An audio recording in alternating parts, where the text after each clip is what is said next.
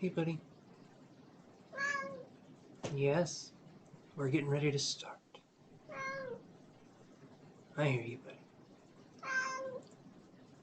That is a heck of a story. Wow. I wouldn't believe it.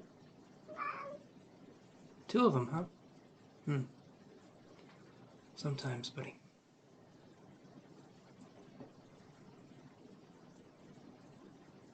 Alright. Okay. So, hopefully everyone can hear me and see me. Hopefully I have it all figured out. I really should change the times of these to be a little closer to maybe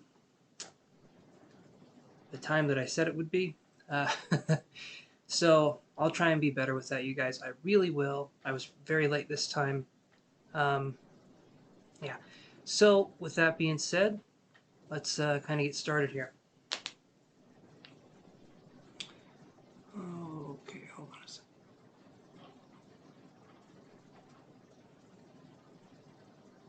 Give me 1 second, you guys. Let's do this right here. Right here. Okay. Hold on 1 second, guys.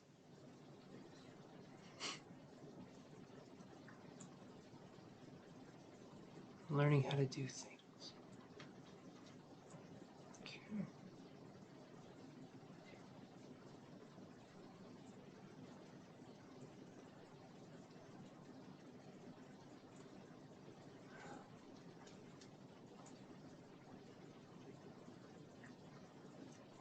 Almost where I need to be. Hopefully everyone's having a good week so far.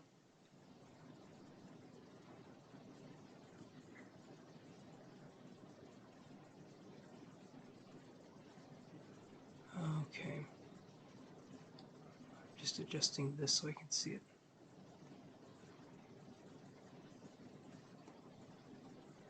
There we go.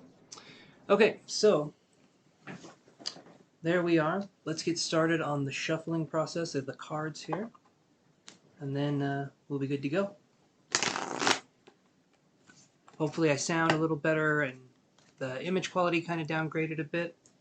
In fact, change that too while we're at it.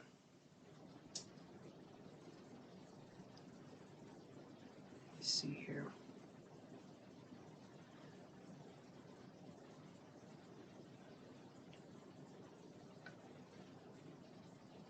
This is the one I think that always brightens me no matter how I make this look.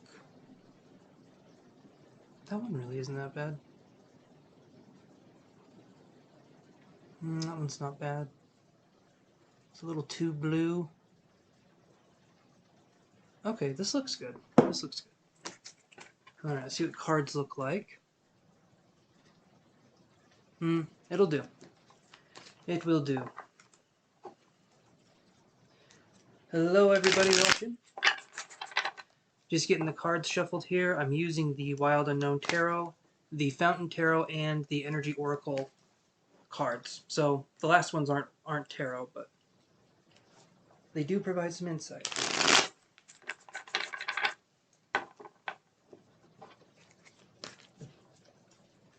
That was Yoshi in the background there.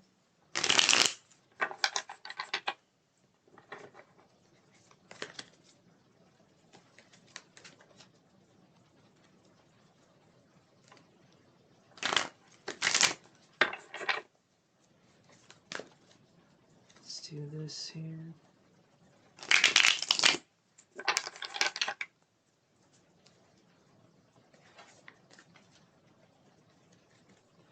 You being a little sneezer, buddy?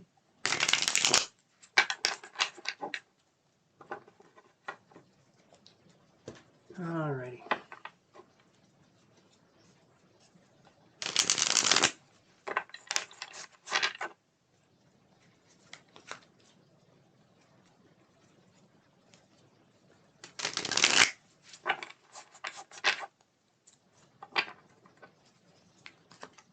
Hi, Kiru. How are you doing?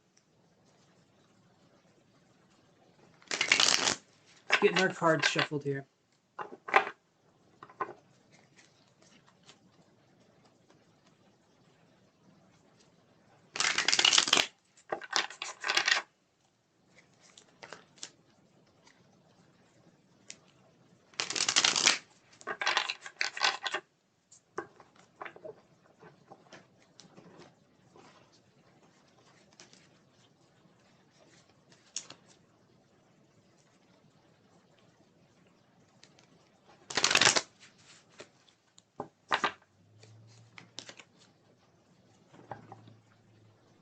I'm doing good, Kiru.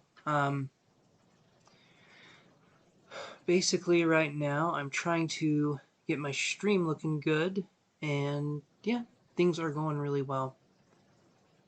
But I'm just trying to figure this out.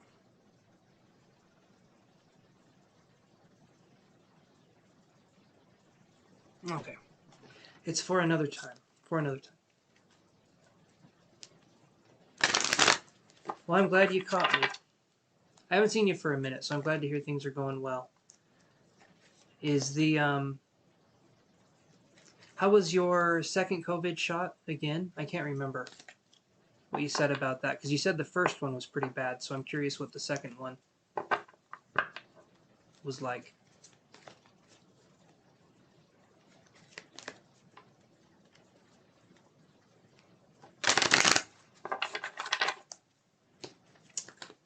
Okay. Let's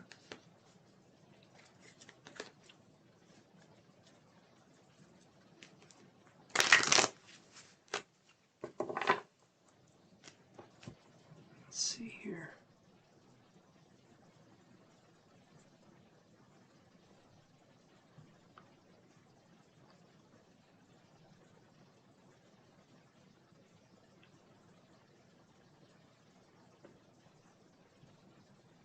Hold on 1 second.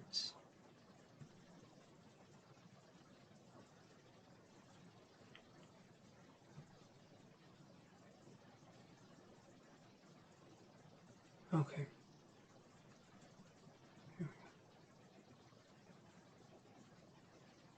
It wasn't good. Triggered a lot of physical symptoms that had gone away.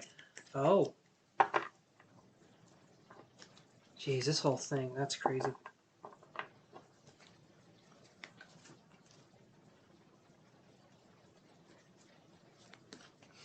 I'll send you some good vibes, Kiru. I'm sorry. I'm sorry that's the case.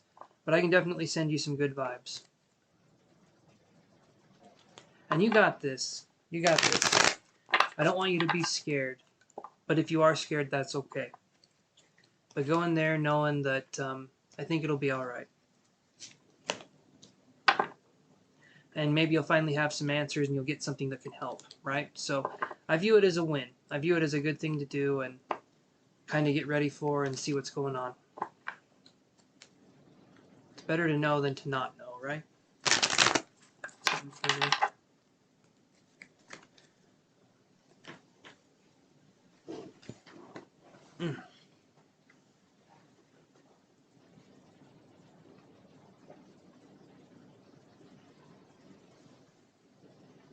You're welcome, Kiru.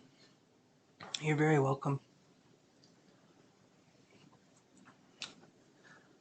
Yeah, I just wish you the best with that, because I've heard a lot of people actually getting pretty sick from the shot. So I just want you to be careful and to be safe. But also, yeah, it just seems like, well, just a lot more is going on today than it was a few years ago. Let's put it that way. It just seems like there's more things to kind of be on the lookout for. So it's always best to err on the side of caution. And that's it, you know. That's kind of the mentality that I have with it. Just kind of be as careful as we can and do as good as we can, because that's all we can do, right? At least that's how I think. It's,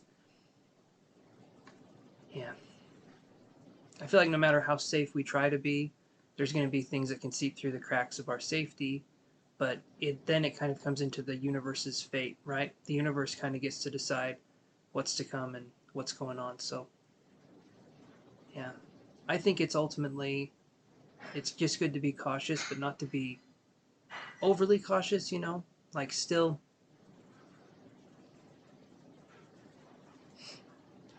would be the way I would say that.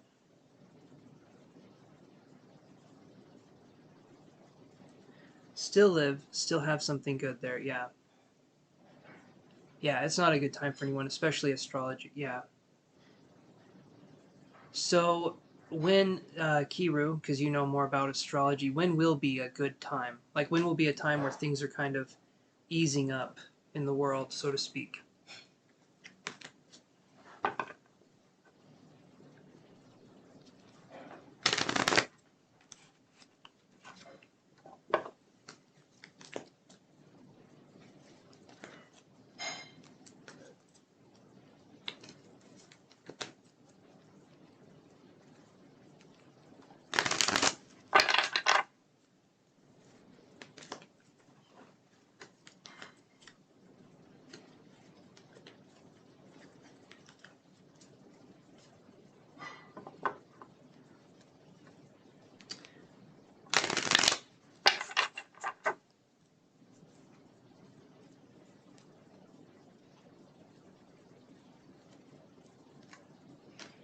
Let's see what we got here. Let's do Thursday and Friday, so the 24th and the 23rd or 25th. And let's see what we can get here.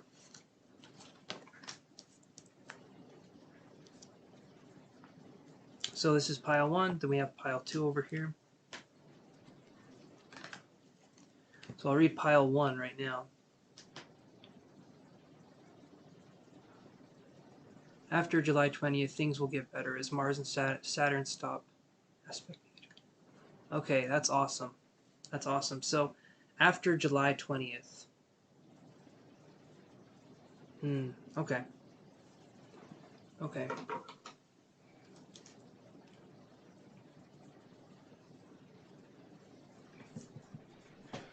Yeah, it definitely is. I can agree with that. I can totally, I'm right on board with that.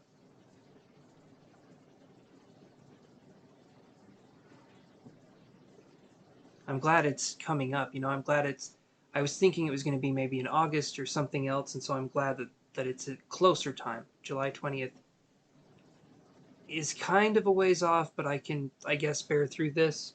There's not much else you can do, but yeah. Hey, Lisa Love, how are you doing? So July 20th.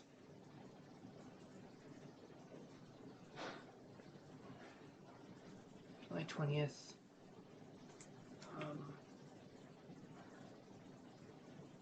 Let's do this here.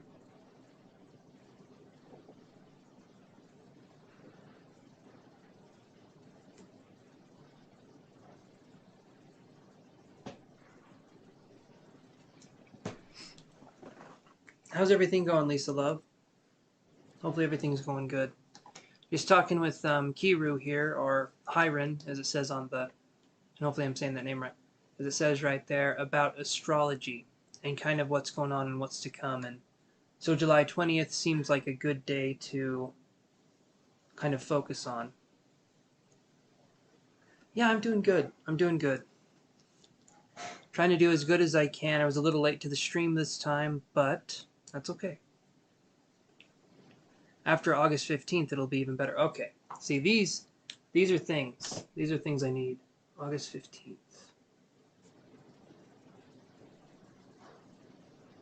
August 15th. Oh, we just need some kind of lightness to come in. I'm feeling it, you know?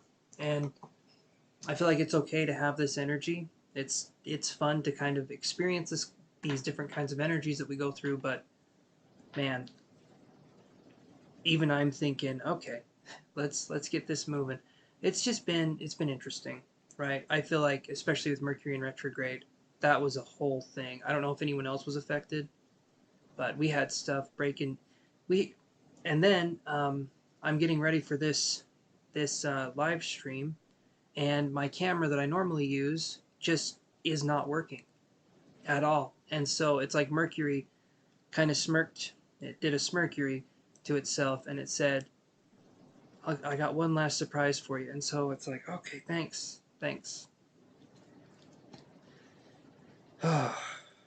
Anyway, but yeah, that's kind of what's been going on. And there's been several other things that have been breaking too. So always happens in Mercury in retrograde. Always. Okay, so let's look at this card, and then let's grab one of these. Okay. So in pile 1, we have the Thinking Man in reverse. Okay. Don't know why I said it that way, but that's what you get. So we have the Thinking Man in reverse. And this one here, this person is all about, to me, this is kind of overthinking. So we're not just thinking, we're overthinking. We're way overthinking something, or making something overly complicated, or just thinking about something and not putting it into action. Could be another way we could view this card. So it's a card about kind of being lost in the hesitation of the mental space, being lost in that hesitation of our mental world. And I feel like sometimes it feels good for us to stay there. It kind of feels good for us to live in that mental world, because things go right in that mental world. Things are kind of more flowy in that mental world. But it's kind of like we're living in this dream state. And so I'm feeling like we need to focus on breaking out of the dream and kind of coming into reality slowly but surely, so that we can focus on kind of a healing journey, right? If we've been asleep for a while, our little emotional muscles are kind of atrophied. And so when we start waking up, it's important for us to realize that all of this happens in steps. So I just feel like when we're speaking about waking up, when we're speaking about this, we're talking about waking up a part of ourselves that hasn't been active for a while. And so, yeah. We also have the Nine of Wands right here.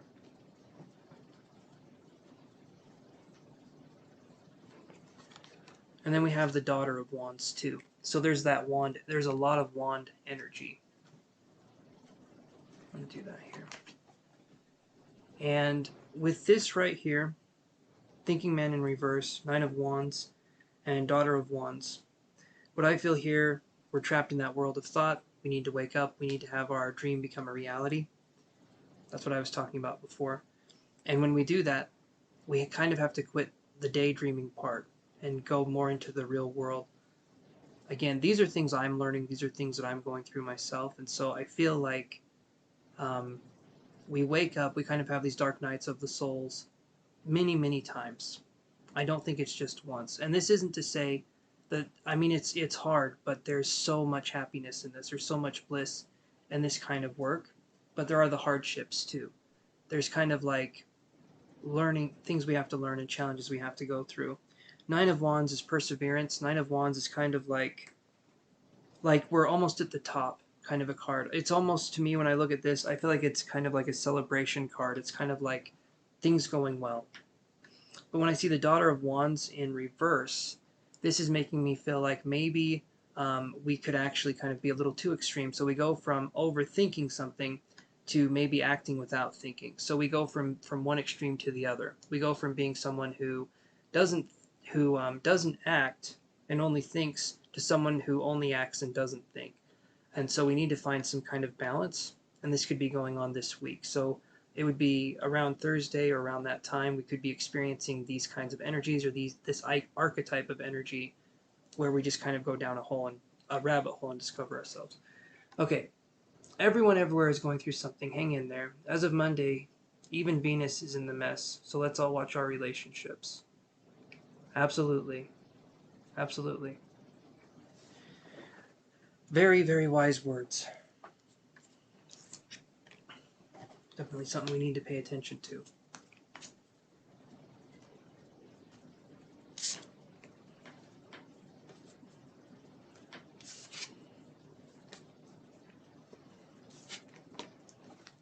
Okay. I'm just going to shuffle this one once, and then we'll move on to pile 2 for Thursday.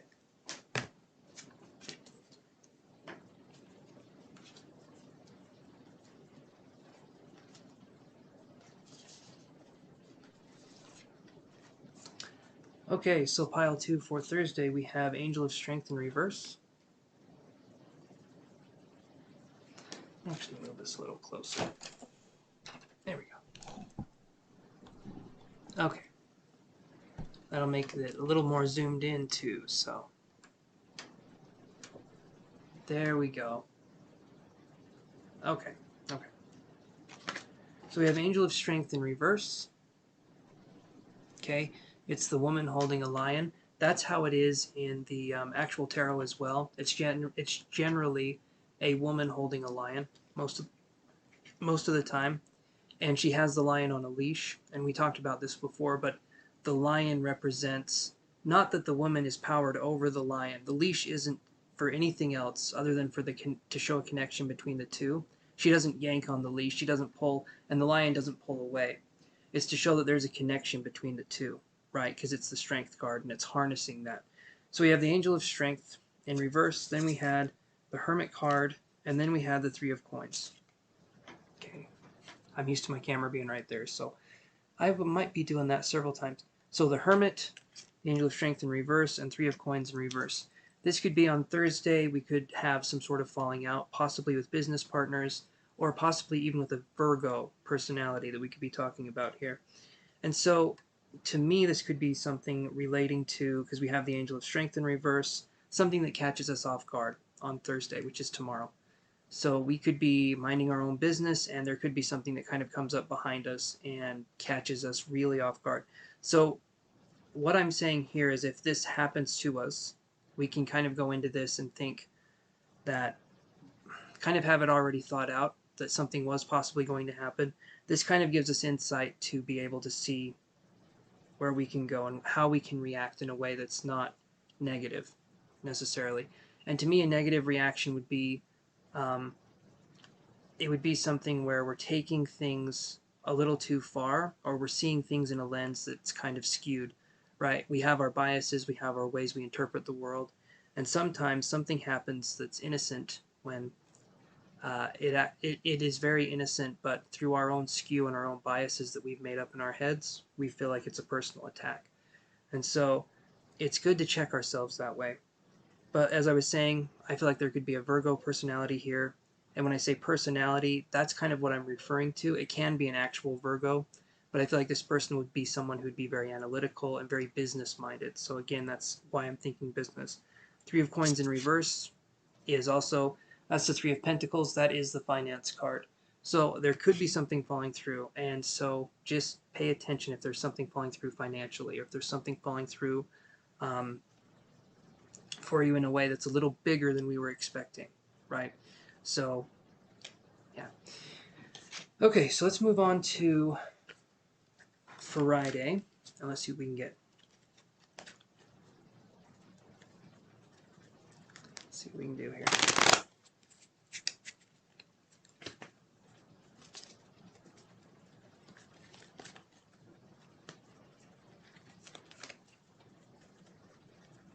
It's always a journey, right? Spirituality. With spirituality, you never want to get addicted to the destination, because there is no destination. It's kind of like as soon as you get there, you realize you have to walk again. So I kind of want to practice something where we celebrate the journey of the spirit, like the spiritual journey. We don't celebrate the ooh, awesome, okay. I'll remember number 2 for Lisa. But we don't celebrate the destination, right? That's the physical world. We want to always celebrate milestones. Only milestones. We want to have this celebration kind of thing. And I'm saying if we celebrate a little bit more of ourselves, that can help build our confidence up. So that's why I feel like we celebrate the journey of life. We celebrate the journey, not the milestones, not those kinds of destinations.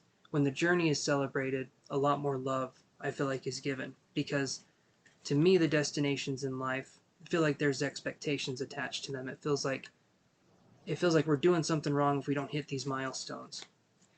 And so it's important to realize that we need to celebrate everything about us. We need to celebrate all the things that we enjoy about ourselves. Basically practicing some self-love. Okay, let me shuffle these other decks here, and then we will do probably pile 2.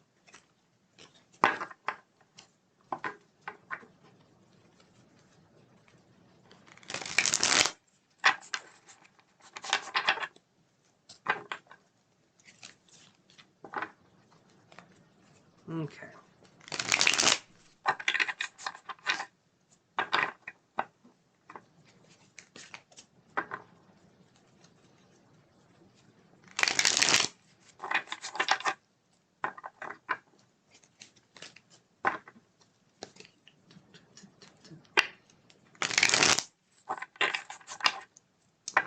Okay. We have this deck, and then we are golden. What does Friday hold for us? What does Friday hold for us this week?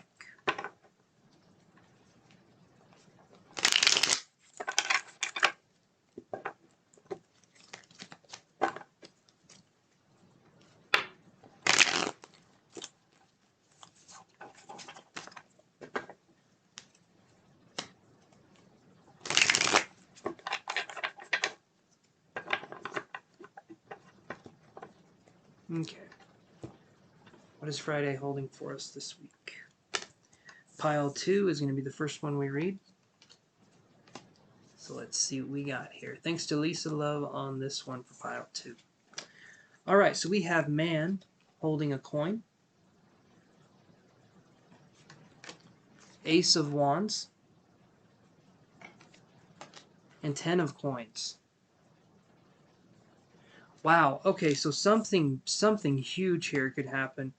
If I was ever going to see, and this is, and you know, maybe this sounds a little off here. If I was ever to see something that to me said we could have money coming in from out of nowhere, like we could have something happen where it's a lottery ticket, we could have something happen where it's like a an instant win kind of thing. Like I'm feeling like somebody that watches this video, I'm feeling like there's going to be somebody that comes through and gets something pretty major out of this. 10 of coins, ace of wands, man holding a coin, all of them are upright. This to me is saying there's going to be like a shower of money kind of situation. Maybe something happens. Maybe there's, I don't know. Or maybe we get that dream job and we're able to finally have something to it. It could be getting a dream job. It could be getting paid a lot more for something. Or it could be a hobby becoming a business, kind of a thing, like a successful business. And so I think this is really cool. Honestly, don't get readings like this ever. I don't think I've ever said that on the channel. Maybe back when I was doing, what was it? Just the 12 signs of the zodiac tarot readings that I was doing. Maybe I said something like that in one of the videos, but this right here, this is awesome. So guys, keep a lookout. Maybe try your luck. Maybe try a $5 scratcher. Maybe try different things. I mean, just to see, right? And I do feel like, though, this looks like a lucky day for money on pile 2. This looks like a very lucky day. So yeah, and when we have ace of wands here, it could be that maybe we're meeting someone that has money as well, or we're kind of in a situation where I feel like it just feels like there's good financial situations here. So to me, this is awesome. This is really good. Okay. All right. It is, isn't it? I love that. I love that the cards did that. So hopefully, Lisa, maybe something will happen with you and some finances. I'm hoping it does. I really am. Okay, let's read pile 1. I'm just going to shuffle this one just once. There we go. Alright. So, let's get this going. So here's pile 1. There we go.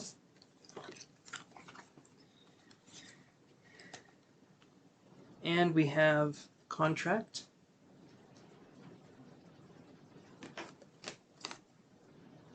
Five of Pentacles.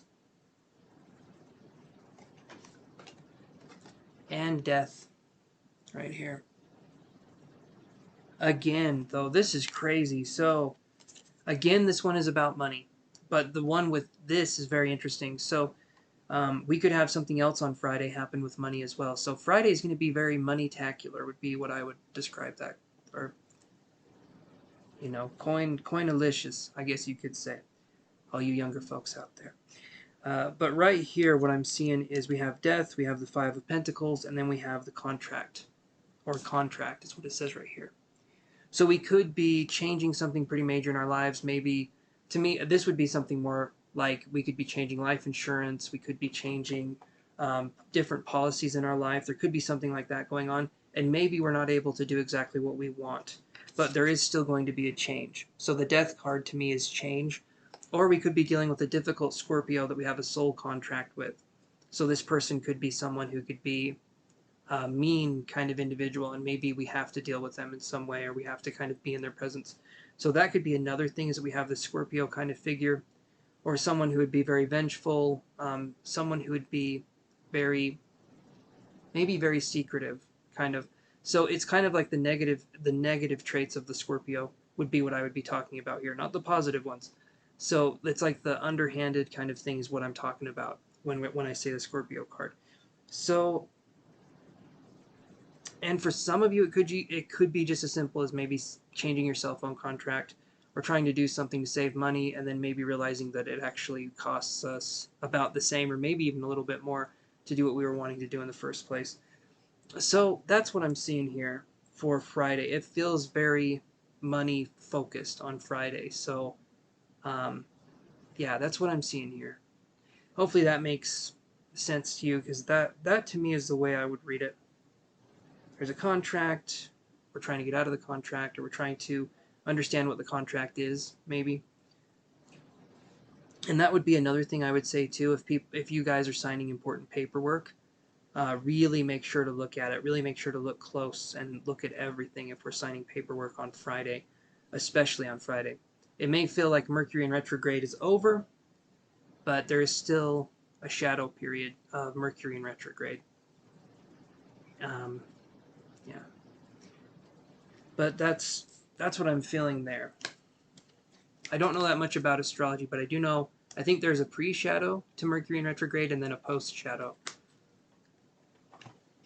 But maybe I'm wrong on that. Again, have not read a ton on it. Okay, so we're open for questions, if someone has a question.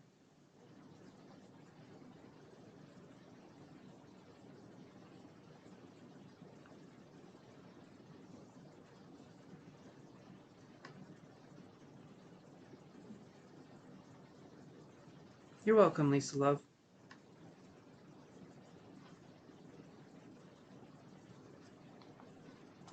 I think I'll be right back, you guys.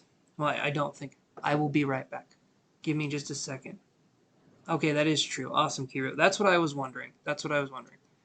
So give me 1 second, you guys, and I'll be right back.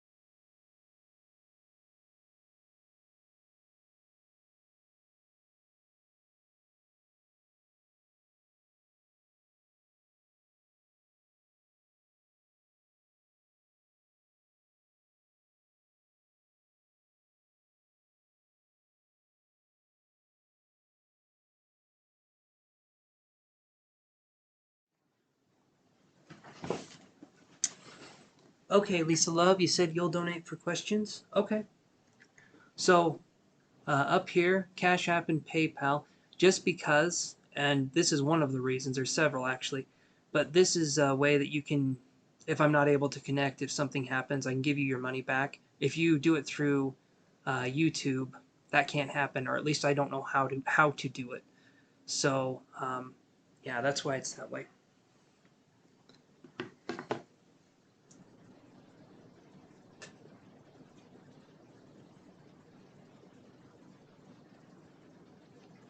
Ugh.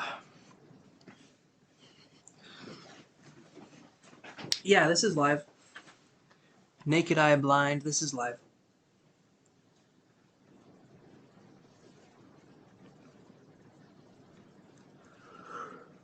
As live as it gets. Might be a little bit of a video delay, but it should be live. Mm.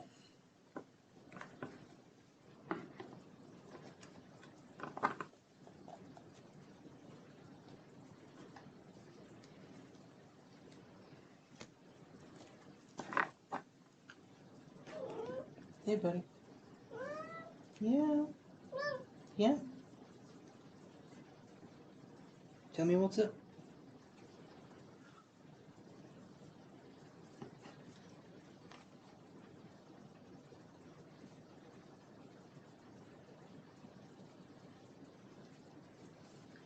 Yeah, Naked Eye Blind. All the readings are charged. I'm not doing free readings at this time. So, yeah. You can see how I work, and then kind of go from there if that's something you want to do. Or you can go on to somebody else. I don't do the free readings, though. Just so you don't waste your time if it's not something you're interested in.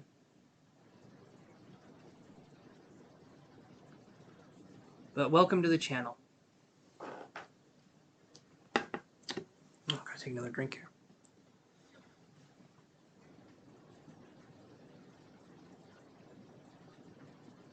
So, Lisa, did you want to do a...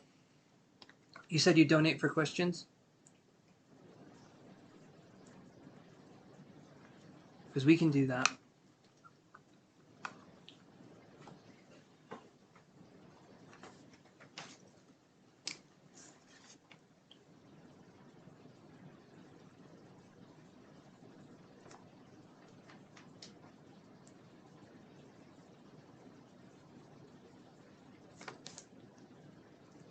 You too, Naked Eye Blind. You take care too.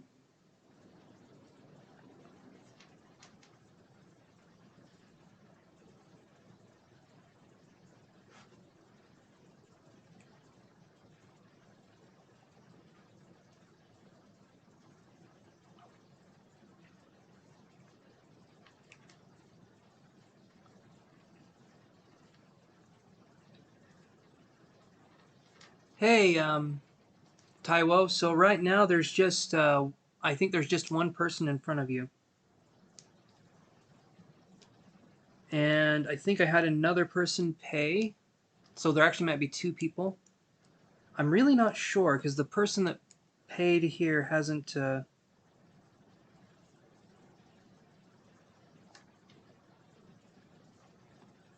said anything yet, so I'm trying to see. Oh, it was you, Lisa. Okay, so you donated. So I'll do this here. So right now, Taiwo, it's just Lisa, and then it could be you, my friend. You could be a lucky one. Hey, Raven Wind, how are you doing?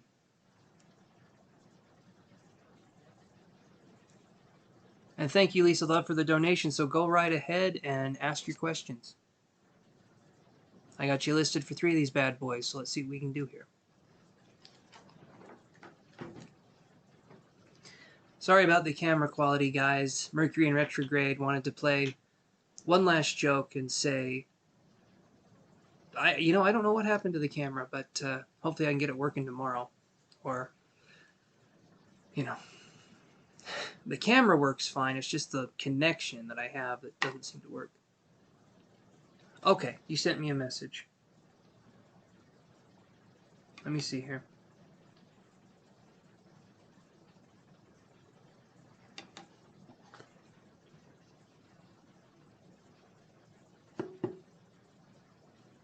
And thank you, Taiwo. I'll put you on the list, my friend.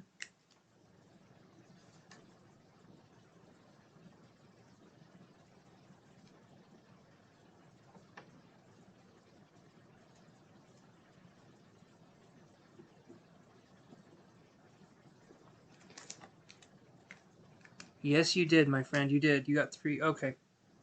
So, Lisa, I'm looking here, and I've looked through this. I've looked through this a couple times. That's the reason why I came on and I said that. You know, and ask your question. Um, if you want to email me, this here, just use this right here, and you can just email me the questions, and I can wait or just be talking. You know, I'm told I'm a very good talker. Yeah, I don't see it. If you want to repost, you can. Um, I just didn't see it in the. And if you want to send it to the email, you can do this. Just as an option. If for some reason you don't want people to see the question, um, I wish there was a way I could do private readings while doing live readings. That'd be interesting. Don't know how that would work. Actually, yes, I can think of one way how that would work, but it would be very weird.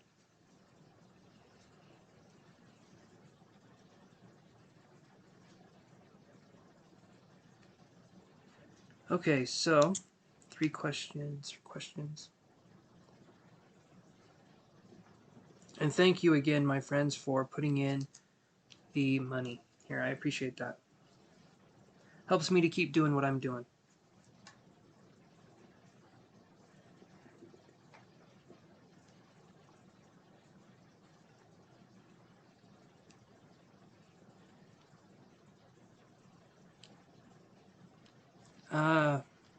Yeah, Raven, I'm sorry. I'm sorry. That's not right. But I feel like you're seeing that this is no way to be treated.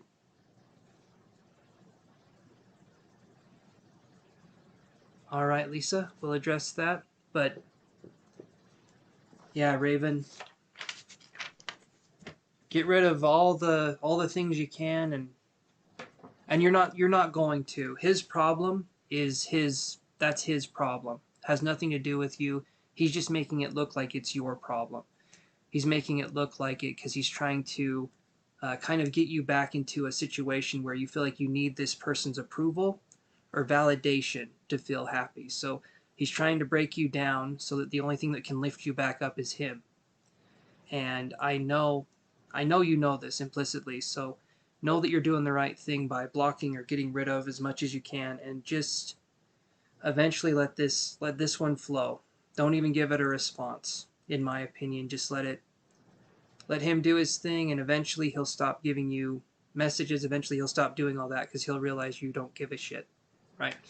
Okay, so I'm going to address Lisa's problem here. And we'll see what we can get. Address Lisa's question here. No problem. Okay, let me shuffle these cards here. I was still thinking of the I don't understand his problem, so I said I will work on Lisa's question here.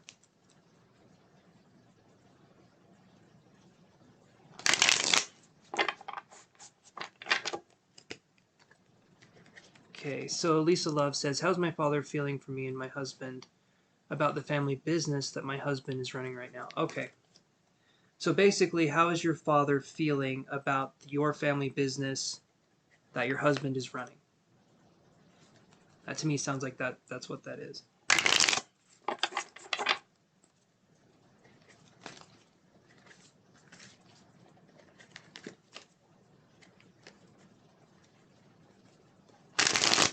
I'm wondering if this chair actually, I think this chair goes up a little bit.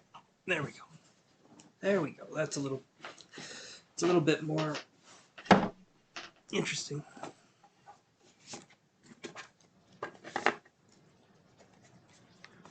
How's Lisa's father feeling about the business that my husband is running right now? So what does he think about that business? Okay, Lisa, I got you. What does he think?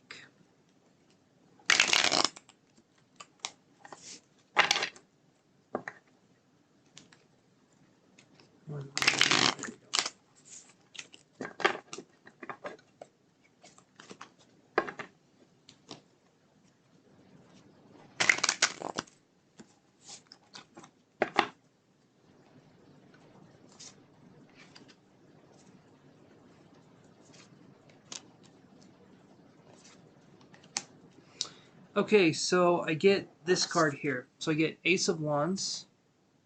I get Ace of Wands in reverse. Then I get Nine of Pentacles. And then I get Son of Cups. So right now, Lisa, what I'm feeling is that maybe your husband does things differently than what your father. Maybe your father feels like things are a little bit differently ran, right? And I'm wondering who this water sign individual could be. There could be someone relating with this that could be a water sign. So that would be Cancer, Scorpio, or Pisces as a possibility. As either sun, moon, or rising. But as a kind of a prominent, to me, more of a prominent thing. So, but right here, when we have the Ace of Wands in reverse, and then we have the Nine of Pentacles, I'm feeling like I'm hoping the business is successful, because right now I'm feeling like there could be a possibility for some money right here. So, but I'm feeling like he doesn't know necessarily what to make of it as a good or a bad thing. I feel like he would run it differently, or there would be a different kind of way. But I do feel like what you're doing is working, at least from what the cards are saying. So I feel like it's a generational thing. I'm feeling like this person maybe, okay, so this person maybe thinks that the way they did things was the right way to do things, and anything else coming in and upsetting the status quo could be kind of a threat. So maybe someone who doesn't accept new ideas the best when it comes to businesses, or maybe someone who's more of a traditionalist, so to speak. But that's what I'm seeing here. So yeah, that's what I'm seeing.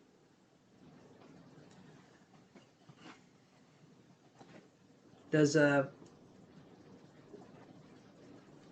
of that make sense?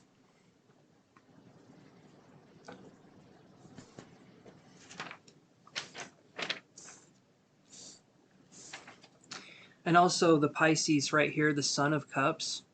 This is someone who could be coming in and maybe,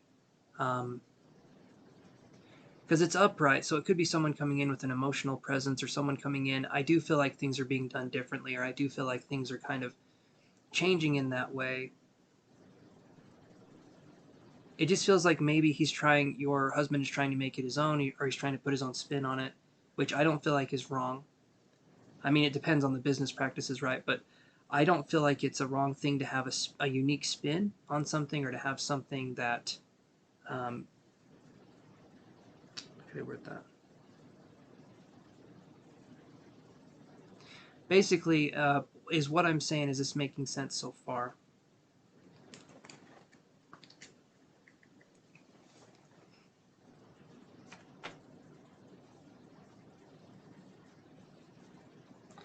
Do this just for a second here, hold on.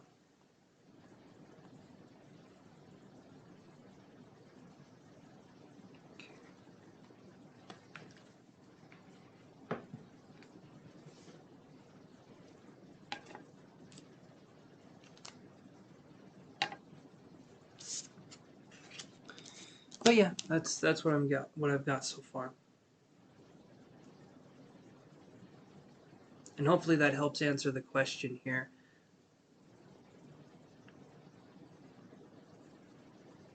Hmm.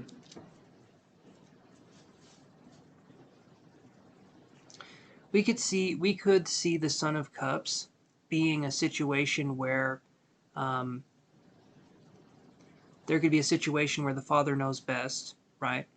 And this could be a situation where anyone taking over a business, or anyone doing something differently, could be a threat to this person, because maybe they've been someone who's been in control a lot of their life, and to not be in control anymore, or to not have as much of a say in it as a possibility, makes it so this person doesn't know what to do. So maybe they've identified their personality with the business, if that makes sense. They've made it so that that was their everything. That could be a possibility. Um, but a lot of people in America, and I think a lot of people other places, especially I feel like especially men, we get stuck in a routine that is a workplace environment, and we feel like it's always going to be there. And when it's not there, because we've identified so much with that working kind of mentality when we've retired, it makes it so we don't know what to do with ourselves because we relied on that for a sense of purpose. And if someone else comes in and takes over or something happens like that, that could be a situation where the other person doesn't necessarily know what's going on. Generally the person that's retired doesn't know what's going on. They don't know what they can do because free time to them has been something they haven't had possibly since they were very, very young. I know for my dad, for instance, he was working when he was 10, and yeah, so that he was working since he was 10. He's in his 60s now, and if he retires, I don't think he would know what to do with himself. And yeah, okay, so I'm going to address this other question here. Will he keep his promise and pass on the business to us? That's a good question. Let's look at that. Okay.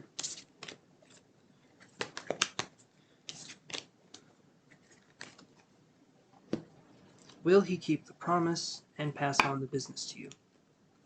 Okay.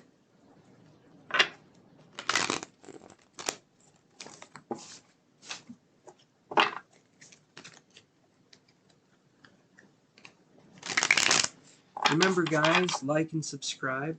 That does help a rather good bit. I appreciate some likes and some subscribes.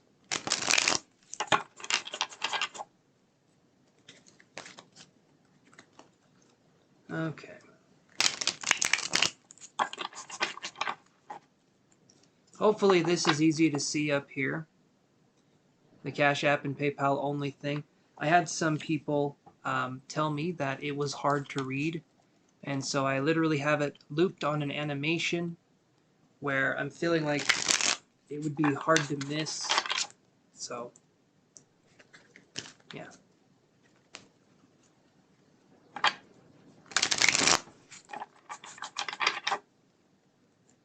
Okay. All right. So, will he keep his promise and pass on the business to you and your husband? I don't want to say us because to me that's like putting myself in the question. So, will he keep his promise and pass on the business to your husband and you? Let's see.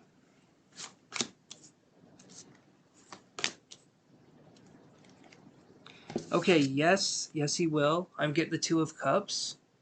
So both of these people are reaching. You can almost see that as like reaching for the business or reaching for kind of what we're going after here. So I see this as a positive sign. Yeah, I'm feeling like he will give you guys the business. That sounds weird. That does sound weird. I don't mean he'll give... Okay, there's an expression, giving someone the business, you know. But this right here, this is good. I'm feeling like this is a good sign right here. So then we have Temperance in reverse right here. So this could be a Sagittarius individual. We could have kind of a Sagittarius on the sidelines. So there could be something here. I don't know if the person we're talking about, your father, is a Sagittarius, but we could also read it like this. So we could also read Temperance is the card of balance. When Temperance is in reverse, things could be imbalanced. So maybe we get the business, but maybe it's not through... It could be through different ways. It could be through a way that maybe is not necessarily forceful. I don't know if that would be the word I would use, but maybe they don't want to give you the business, but they still do. They still end up passing it on to you, but there could be a struggle. There could be a power struggle there as a possibility. I don't know if your father is very stubborn. Yes, he's a Sag. Okay. So that's something I'm seeing here, is that we could be dealing with a very stubborn individual when it comes to actually doing what they promised they would do. I feel they will do it, but I feel it's going to be a bit of a struggle.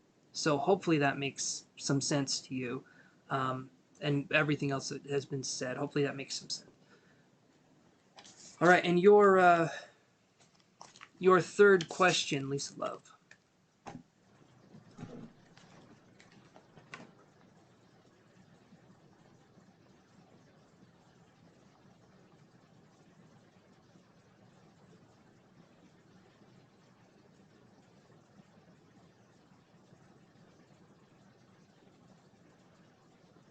Okay.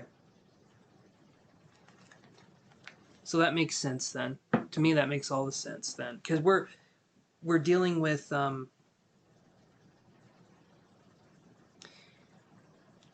we're dealing with uptight people, it's just kind of everything's a little bit more difficult when we're dealing with stubborn people because they tend to not let things go, right? Stubbornness to me is that everything that this person has ever done in their life they've carried with them, and generally there's a lot of the bad. There's a lot of these tendencies, right? But I'm feeling like it will be okay. Just like I said, little bit of a well, there could be a pretty big struggle, but I do feel like you could get the business in the end. So keep your eyes on the prize and just kind of stick to it on the path, is what I would say. So what's coming for me and your family, and what's coming for you and your family in July? So you worded your question just fine, Lisa. I wouldn't want you to word it any other way. I'm just going to read it in a way where the questions, you know. All right. What's coming for you and your family?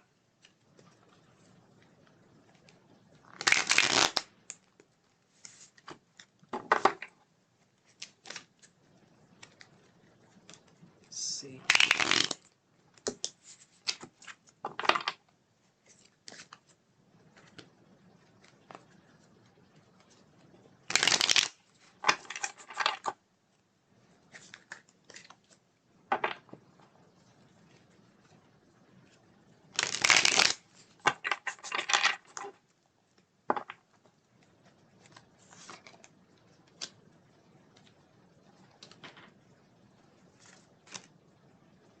So we could be, I get the Magician in reverse, okay, followed by the Ten of Cups. So we could be dealing in July, we could be dealing with a very difficult situation. I'm just going to say this right here. I'm not going to, make this something that it's not. I'm just going to say what I'm seeing with the cards. So the Magician in reverse to me is dealing with a manipulative situation, manipulative person. Okay, so there could be someone in July that we're dealing with that is this way.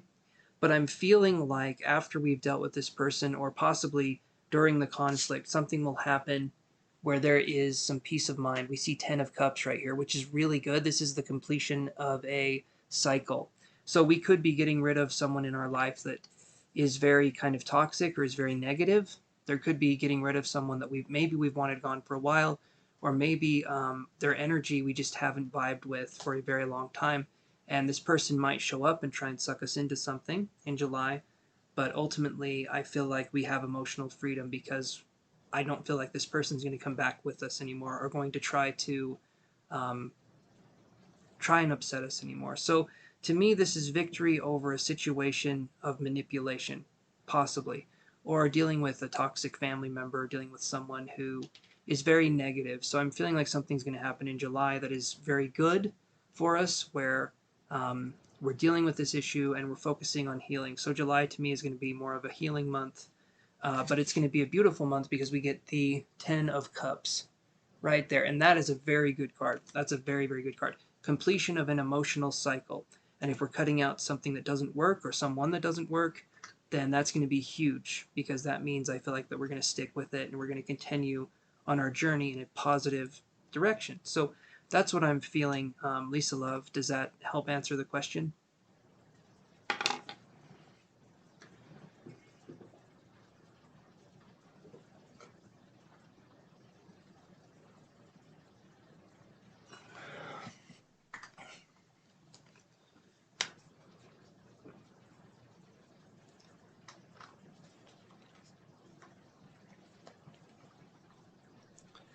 Because I'm gonna go. I'll be right back, you guys. I promise you, I will be right back. And then I'll probably go to Ty's question. Are you there, Ty? Because you can start posting your questions, my friend. You're very welcome, Lisa Love. You are very, very welcome. I'm just gonna go. I'll be right back.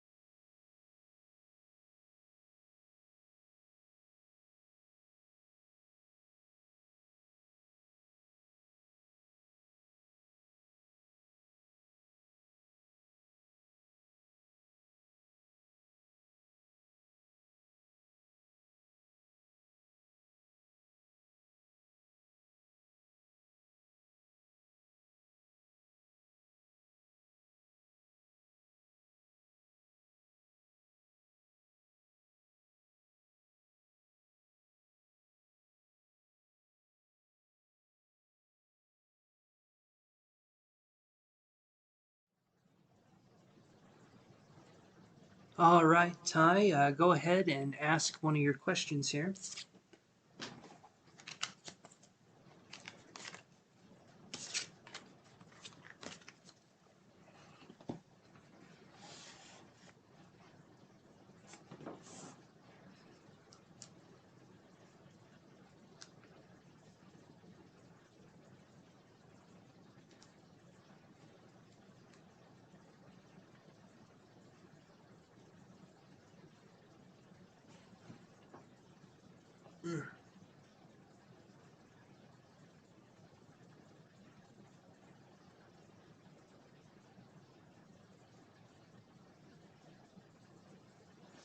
How does your friend S feel about you? Okay.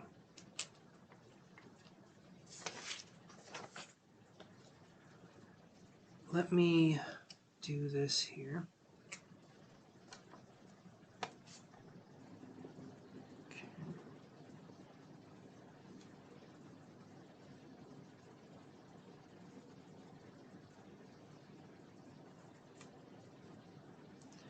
Ty, is it okay if I connect with you psychically? I'll see if I can find something psychically. If not, because I am still learning as a psychic. I'm still practicing, I'm still learning, so sometimes I can get stuff, sometimes I can't. And even people that are professional psychics, definitely there's off times for them too, but yeah. So if I could practice with you, Ty, I'd appreciate that, but there's no pressure. You can say no if you don't want me to connect psychically. I will not take that personally at all. And I've had some people tell me that that's not something they're into, so I'm fine with that. To each their own, right?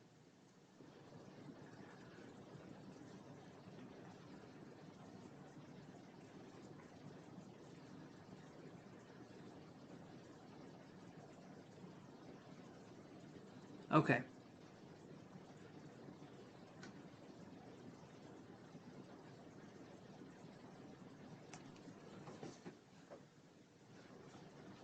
Okay, let's do this here.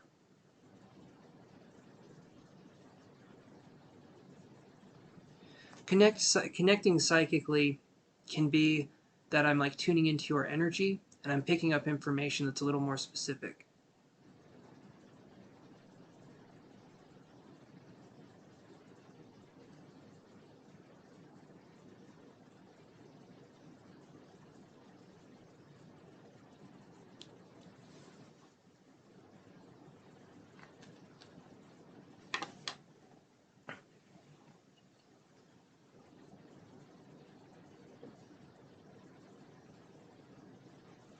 I ask, the reason I ask is your energy is your own, right?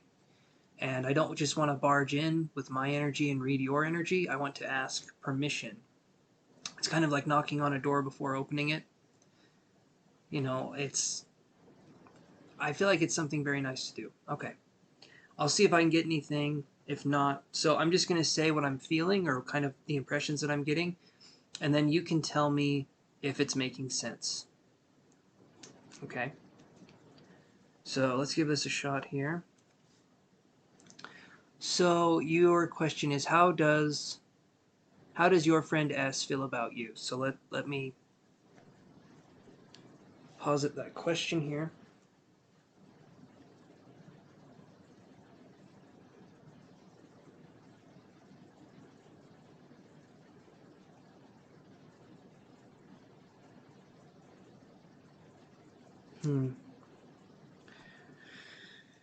Okay, first thing I'm seeing here is I'm seeing the symbology of the snake.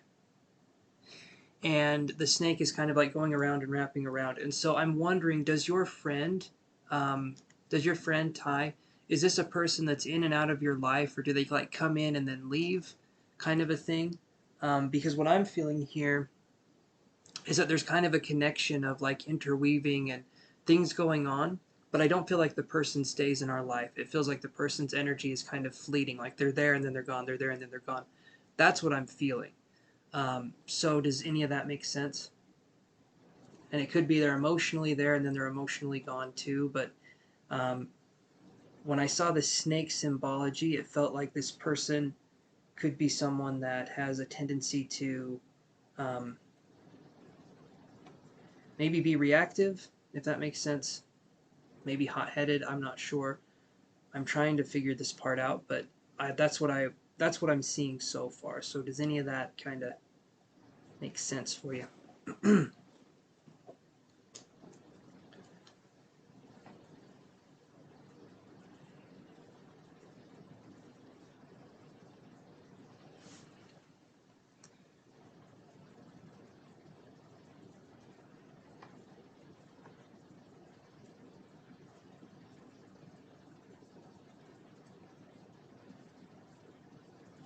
We've had a fairly consistent relationship in the past. Were moments we stopped talking. Okay.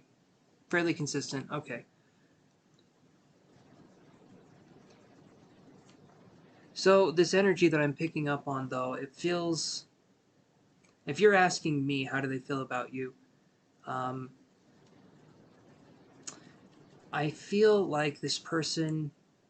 Are they hot-headed? Are they kind of something like that? That's what I'm trying to figure this out. Like, the way I saw it was the snake seemed kind of aggressive, and so I'm curious if this person has been...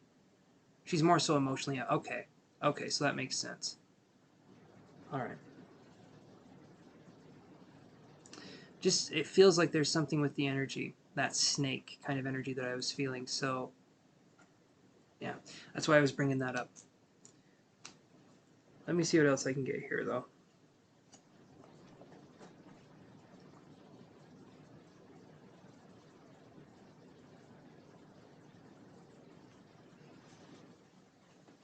Let's see.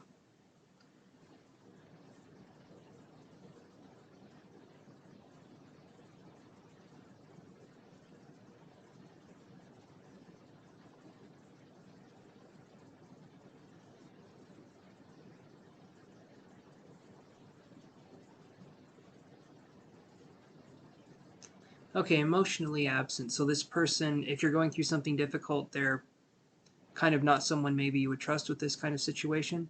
Is that what I'm feeling? Like this, like you said, emotionally absent. So are they someone who kind of bolts when the going gets tough,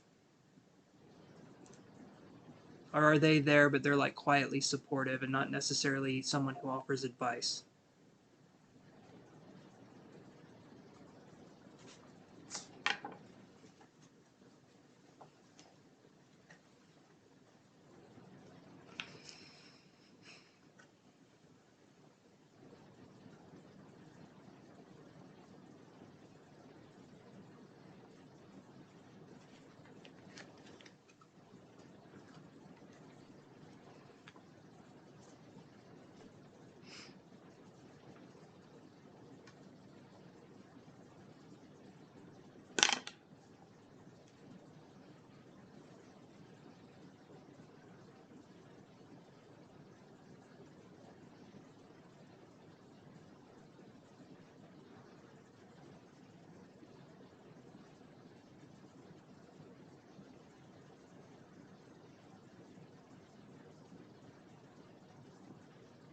Let's see here.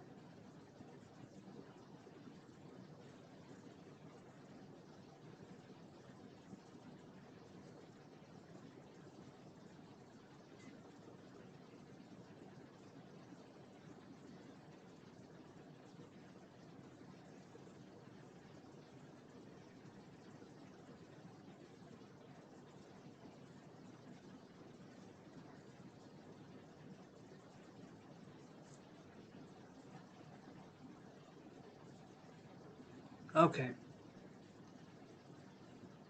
She won't tell me how she feels about me or play. Okay, so that makes... Alright, okay. Okay, that makes sense. So that snake energy that I was talking about, where it's like weaving in and out, right? That's what I mean when it's you can't tell if they're sincere or if they're doing this or that.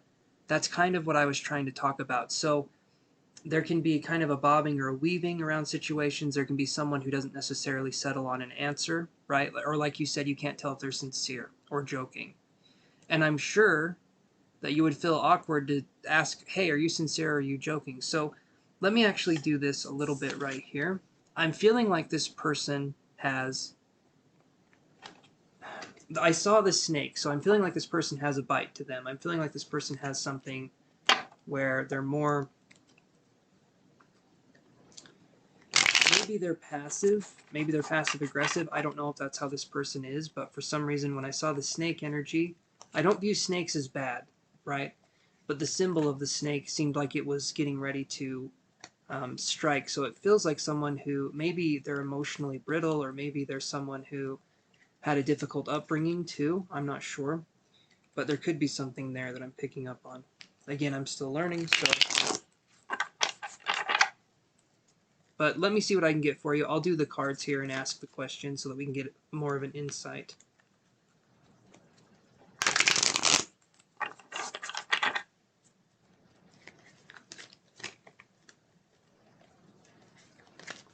How does Ty's friend S feel about him?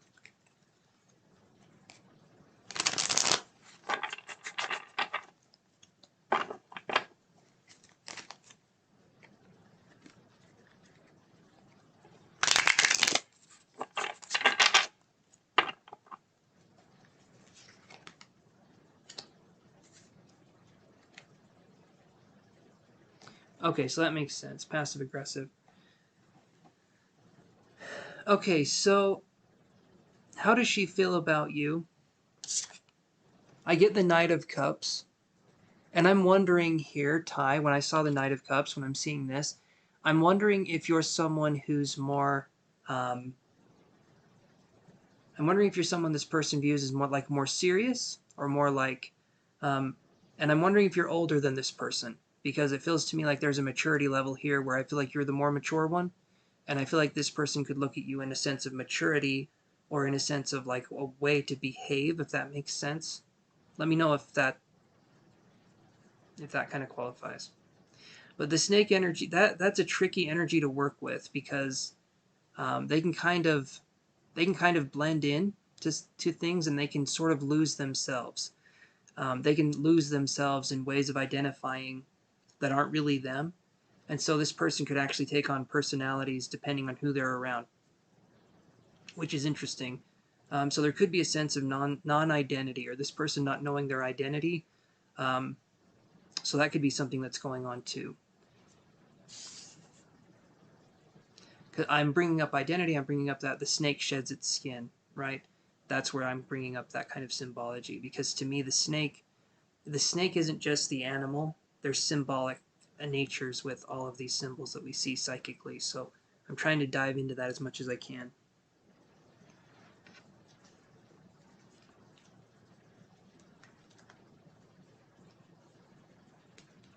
You're older than her by 2 years. Okay, so that's something that I'm feeling here. I feel like this person views you as maybe too...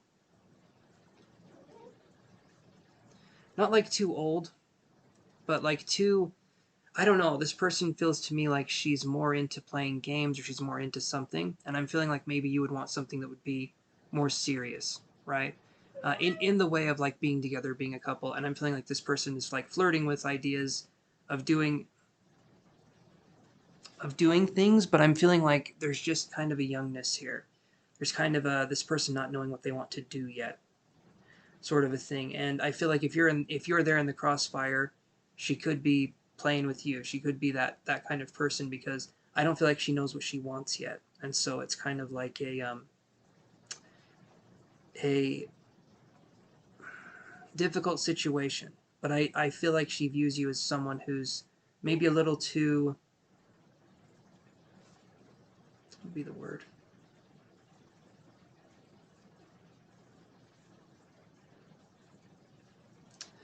Like, I feel like you're someone who doesn't...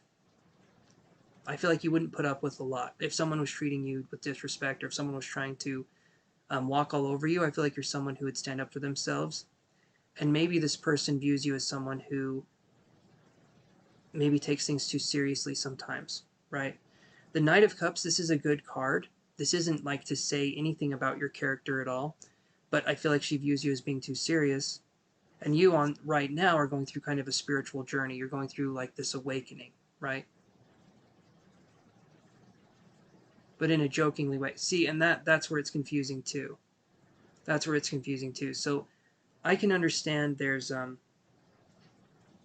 hmm.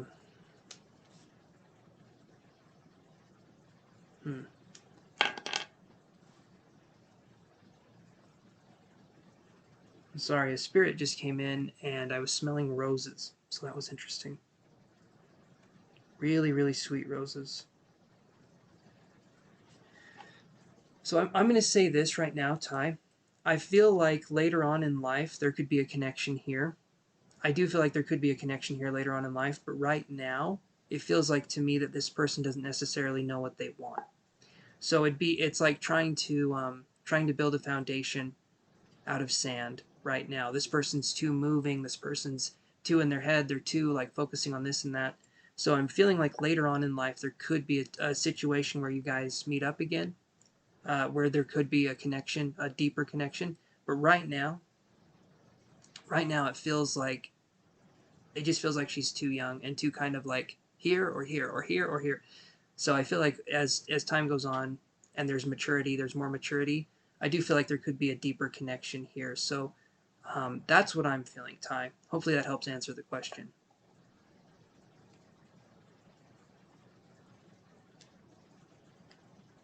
I definitely feel like there could be a connection though in the future. So it's kind of like biding your time, doing something else, and then I feel like there could be something here because that's definitely what it's feeling like.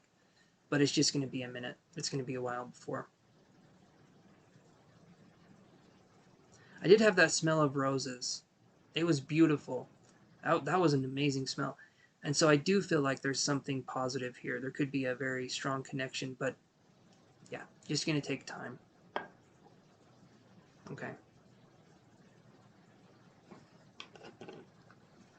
Give it time. With time comes age, comes wisdom, comes maturity. Okay, perfect. Perfect, Ty. I'm glad.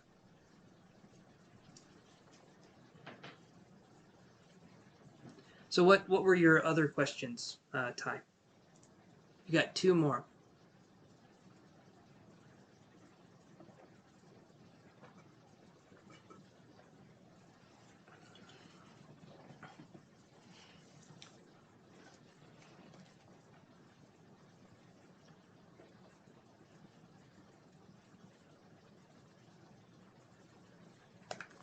What's the future with you and E? Okay, so I'm going to come right back. We're going to address that question. I'm just going to go to the bathroom one more time, guys. I'm trying to drink lots of water.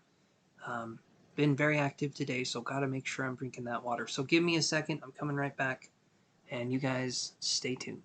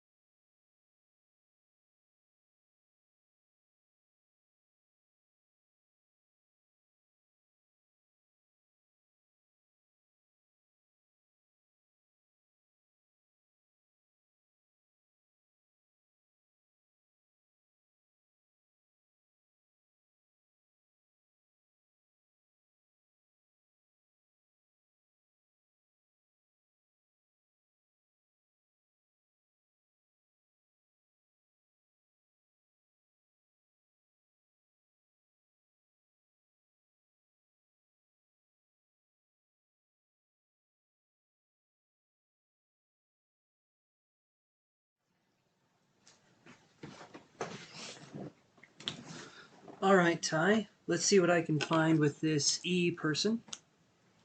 This one up here was S. So now we're going to be looking at E. Let's see what we can find.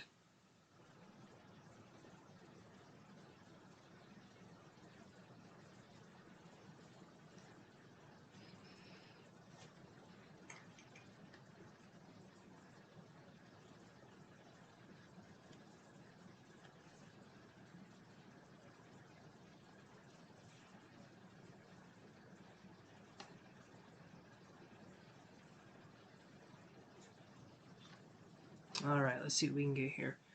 What's the future with U and E?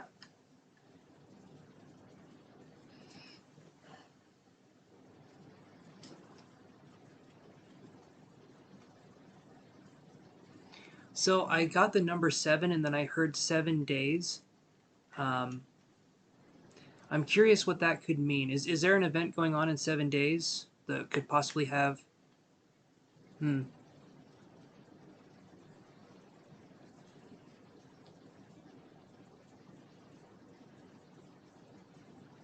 Okay, Ty, I'm awaiting.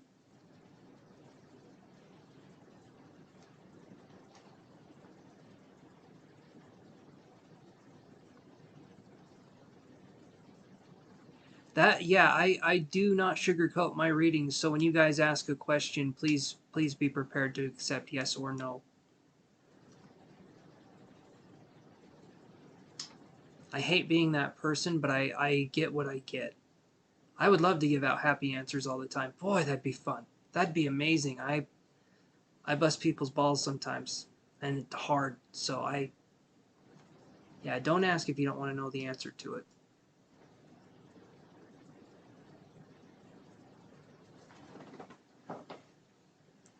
I will say this, though. I won't go any more into it, but I feel like there could be something happening in 7 days. So, we'll see.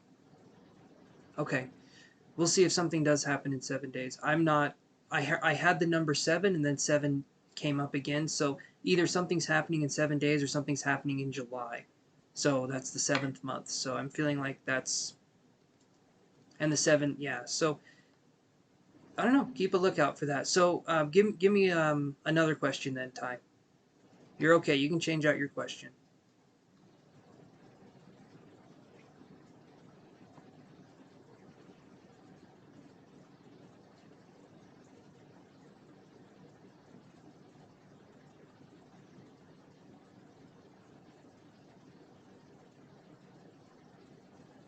Hey, Molly, how are you doing?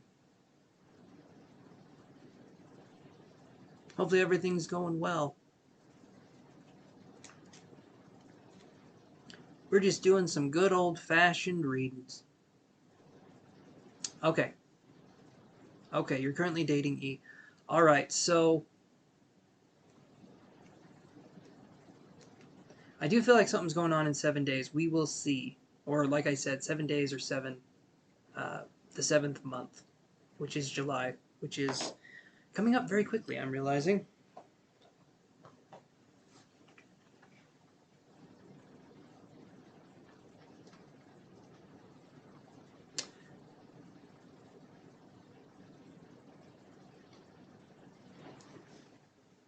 Hi, Soya.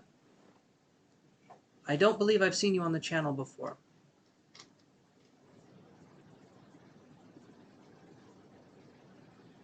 Awesome, Molly. Awesome. Well, glad to have you on here. Absolutely glad to have you on here. So, Soya, here's what I do. Okay, so Cash App or PayPal, and then one question for $5 or 3 for 10. And you can see how I work with other people to decide if you want to do a reading with me. I don't do free questions. So you can kind of see how I am with other people, or you can, you know, say toodaloo if this isn't your kind of thing. I completely understand. But awesome having you on the channel, all the same.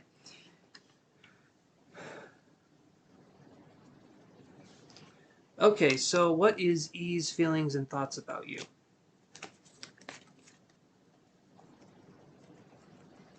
So let's look at the cards. Let's see what we got here.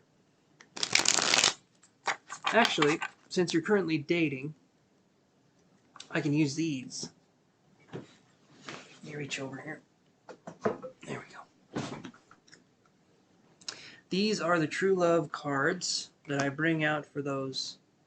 Oh, thank you, Soya. I can put you on the list here. Hold on one second.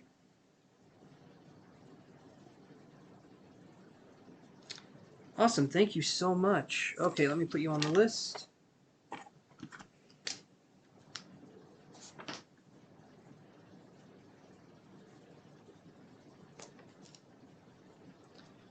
And do that.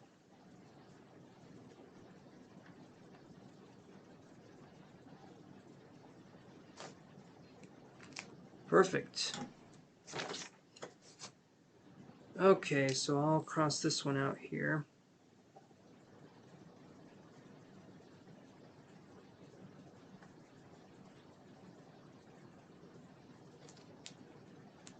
Okay, and I'm thinking, let me do this here. Alrighty, so let me do this here really quick.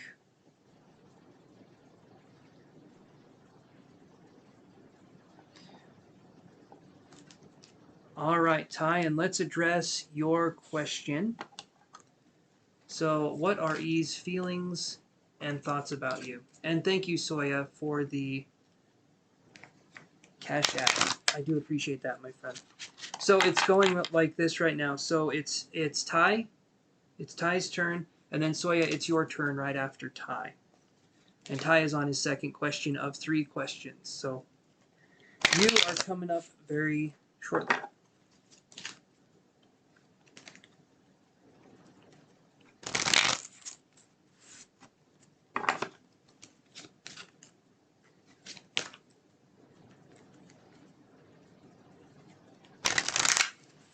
Okay, what are E's feelings and thoughts about Ty?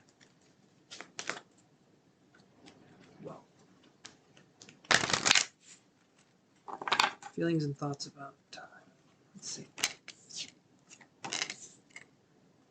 This is good. This is really good. So we have yin yang right here and life purpose. Both of these are upright, Ty. So what I see here is this person, I'm feeling like this person's considering you for the long haul.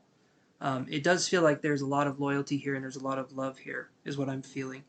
Especially when we're talking about, like, the yin-yang is the duality concept. Okay, that's the ebb and flow, the divine feminine, the divine masculine, light and dark, black and white. So that's kind of what we're talking about when we're talking about the divine flow. Okay, so this to me is really good. This is a really good sign right here. And the life purpose part to me feels like maybe you've even felt like you've known each other from a past life, or maybe there could just, to me, it feels like a strong connection is what I'm trying to say. So does that make sense, Ty?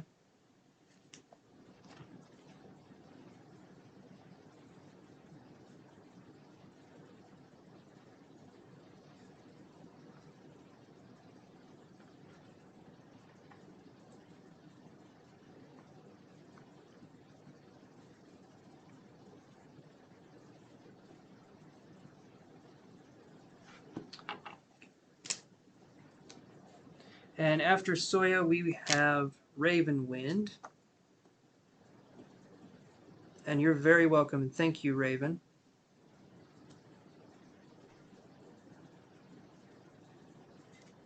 Okay. Perfect. Okay, so head over heels would be an understatement. I do feel like this person does really like you, like a lot, a lot. So that to me, yes, that to me means something. So this, I understand that's a heavy thing. And that can be difficult, right? So I think the best thing to do when you're ready, when it feels natural, when it feels like the time's right, that's when you can say it. Not before, right? And I'm glad we don't need to succumb to the pressure of that, because it's something that I feel like is up to us. And I feel like you're trying to be emotionally honest with yourself and real with yourself. And so give it time and see if that develops for you. But I do feel like she definitely has a thing for you, would be what I'm seeing here. So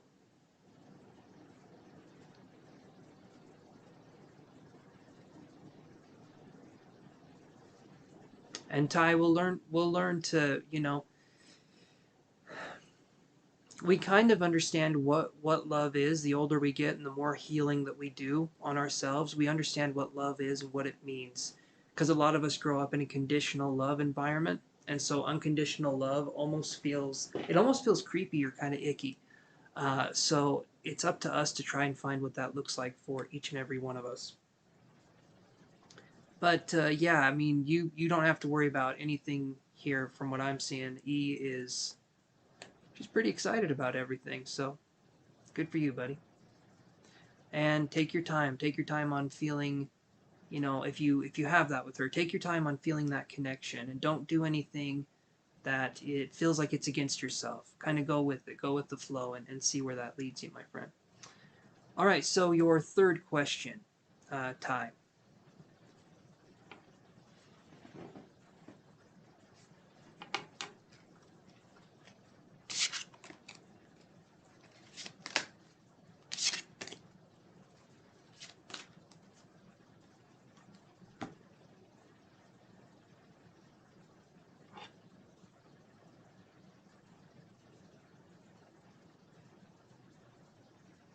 Any advice / guidance from my spirit guides? All right, let's do this here. Let's use the Energy Oracle deck here and see kind of what we can get. And I will tell you what's going on, my friend. Wonderful person, Ty, everybody. Talked to him on... Well, we tried talking on Skype. That didn't work out. Really weird communication issues. And then the problem was reversed when we tried... Like, I couldn't hear him, and then we connected again. He couldn't hear me. It was a whole thing, but you're one of the good ones, Ty. Just letting you know. All right, so let's see what your spirit guides have for you, my friend. Let's see what we got. Oh.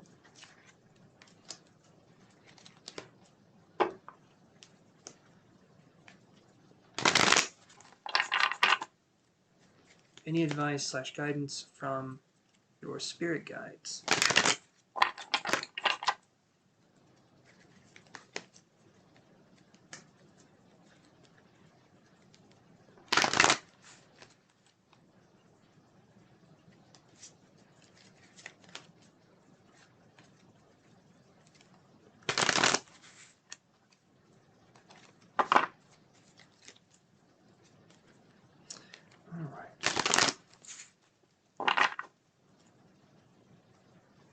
You're very welcome, buddy. Very welcome indeed. All right, so let's see what your spirit guides have to say here.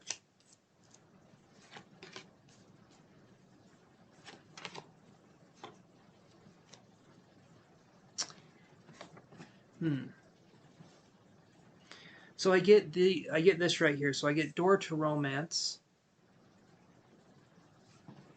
in reverse. And then I'll tell you the other ones here.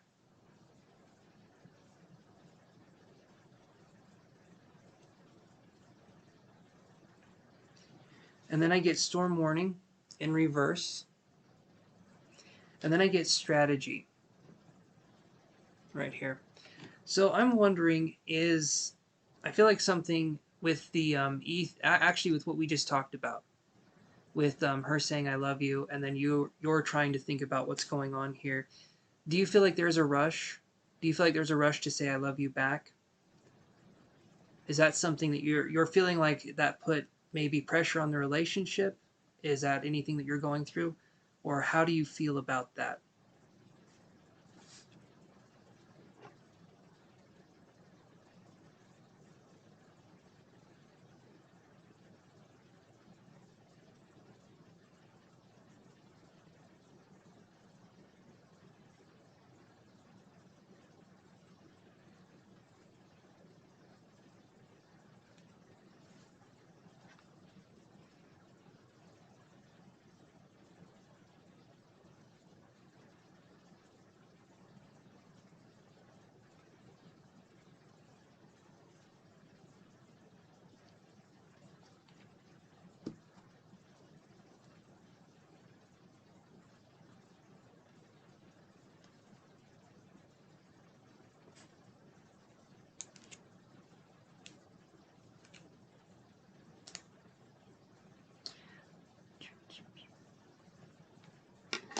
I have a little more water here.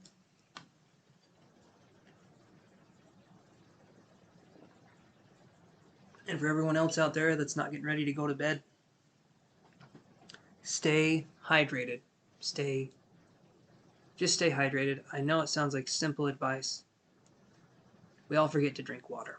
So if this can help you, be a friendly reminder for you. Perfect. Okay. So Ty, that's the important thing right there, what you just said. Literally talking through this stuff like this, because things like that can kind of tear the relationship apart. Because it's a lot of little slash big misunderstandings that build up over time. So having communication open and honest is perfect. So we have door to romance, we have storm warning in reverse, which to me is like kind of dodging a bullet, right? Where this person is saying it's okay, take your time, or I understand. That's when you know someone is true with you, is when they can kind of understand your perspective. Like you would be expecting them to be hurt and be like lashing out. But I am feeling like there's a sense of this person being like, I understand, take your time, just know that I'm here for you, kind of a thing. So that's good. That's a good connection to have. Then we have strategy, right? The strategy right here is I feel like maybe the other person has a tendency to push, even though it not necessarily the I love you thing, but I'm feeling like this person is kind of pushing the boundary with us. They're testing our comfort zone, and I'm feeling like this is kind of a lot for us to work through. So we're focusing more on honest communication. We're trying to be as diplomatic as possible. We're trying to be reasonable, but I'm feeling like there could be a tendency to maybe we over strategize, right? Because we have the strategy card. So maybe we take things a little too seriously, is what I feel, is that there can be it can be just a little too serious sometimes. Um, but ultimately, I'm seeing this as a very good connection. This seems like a very good connection. And it seems like you have someone that's on your team. It seems like you have someone that's rooting for you.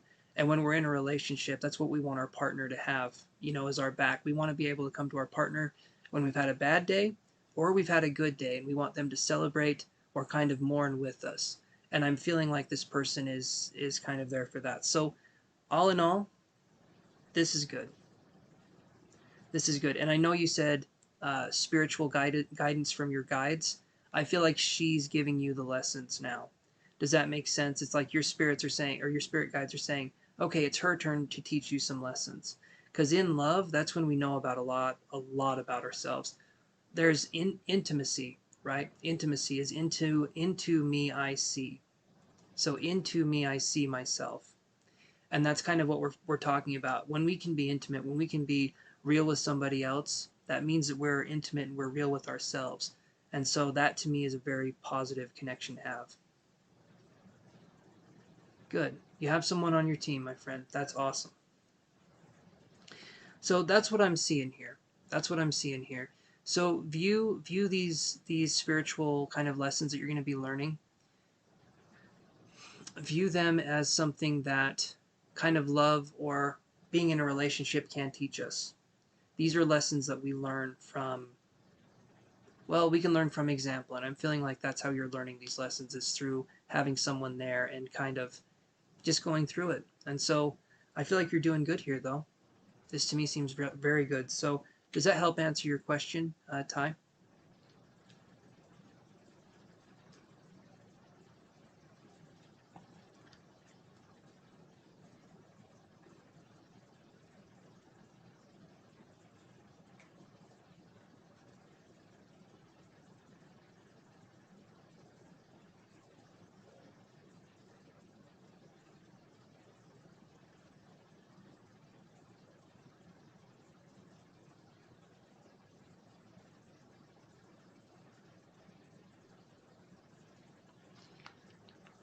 You will at first. You will at first, Ty. Um, when we're learning to lean into our vulnerability, an important thing. And we've talked about like leadership qualities and stuff like that. The way we learn the most is to lean into those vulnerable parts. And people that want to see us. So this is in reverse. So when I see storm warning in reverse, it's saying that it wasn't as bad as we thought it was going to be. So I'm feeling like over this relationship thing, and with you not wanting to say it back in that moment in time, I'm feeling like maybe this was something that was hard for you to bring up or discuss.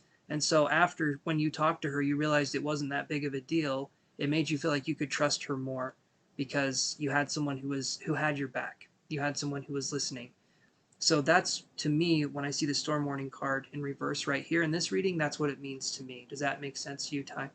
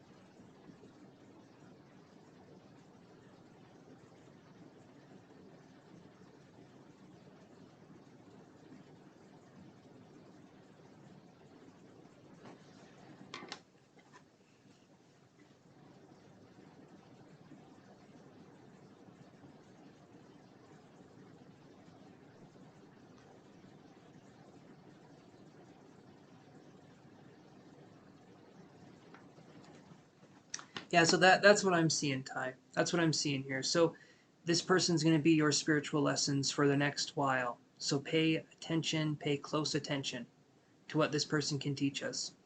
Spirit teaches us through itself, right? We are itself. We are the Spirit incarnated. So you'll be learning. She showed genuine understanding and we're working through it. Perfect. Perfect. So that's what you want. That's absolutely what you want. And it also shows you that level of maturity, that level of kind of having someone that's got your back, like I've said. And that is a very powerful feeling. That's a very good feeling. So I'd say stick with that person. I would say definitely go for it. Work through some of the stuff you've worked through, or work through some of the things we talked about. Work through kind of difficult situations, which I feel like you can with this person. You can talk. And me and my partner, we've been together for 13 years, and we've talked about so much. And she's helped me in so many ways. And so I just know that that's something that can happen. Awesome, Ty. Awesome. I love that. And you're very welcome, my friend. Okay, so Soya, you are up. I know it took a minute for me to do the question here, but I like to take my time on these, so.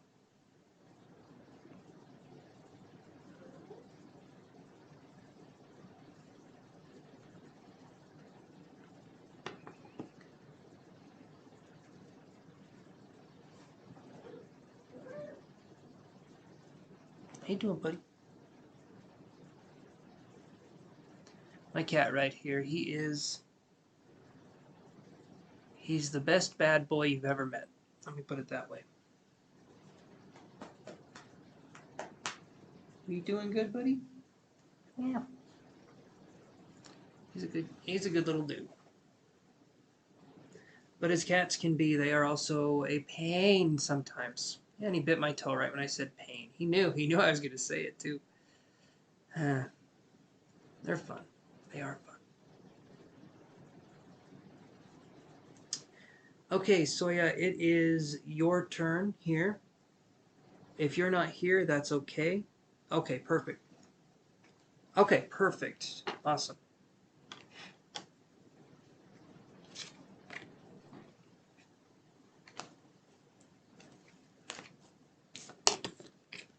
What's coming towards you for the next 2 months? Let's look.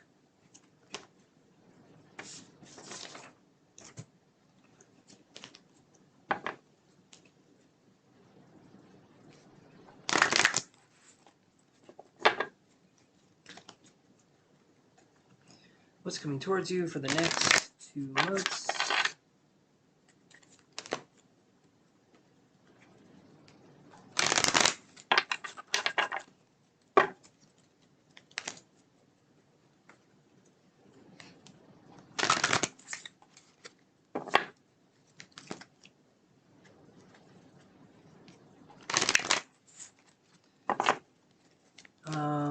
I'm going to just shuffle here one more time. What's coming towards Soya for the next 2 months?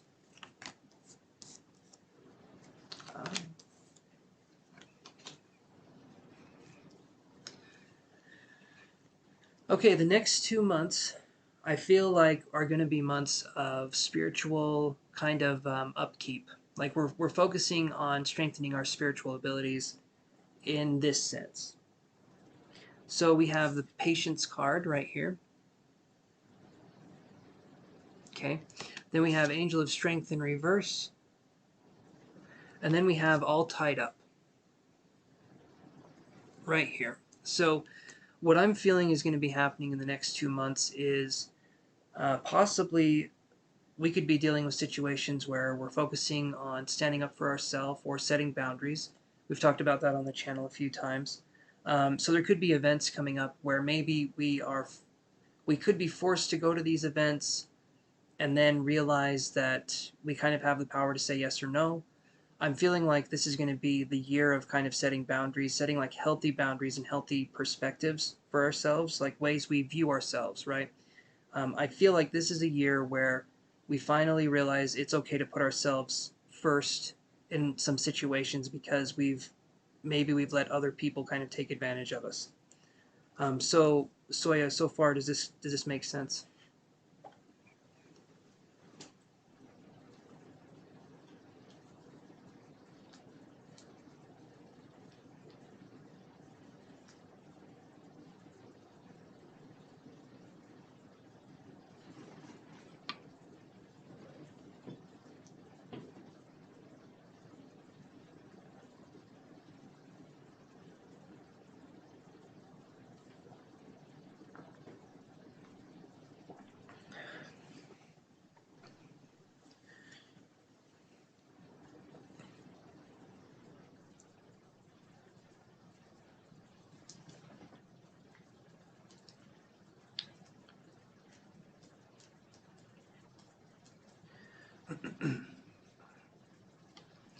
Because that's what I'm getting here is that we're experiencing, I feel like maybe being more outspoken, or we're experiencing kind of saying what's on our minds more. I feel like we could be experiencing just, okay, so we could be experiencing some form of self-empowerment. We could be experiencing some form of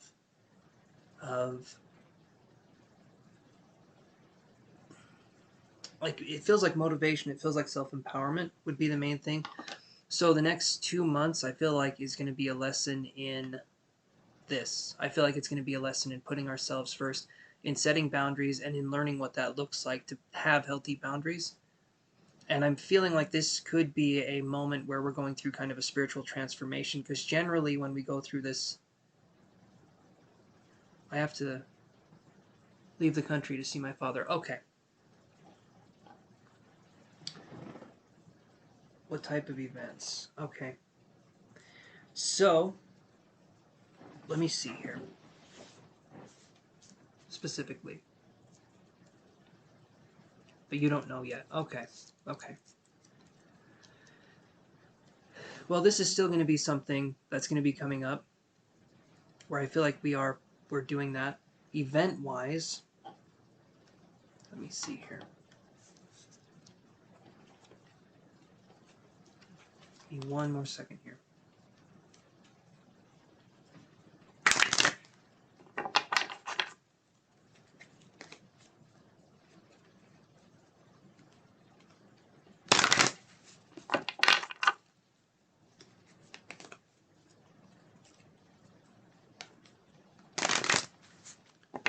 Okay.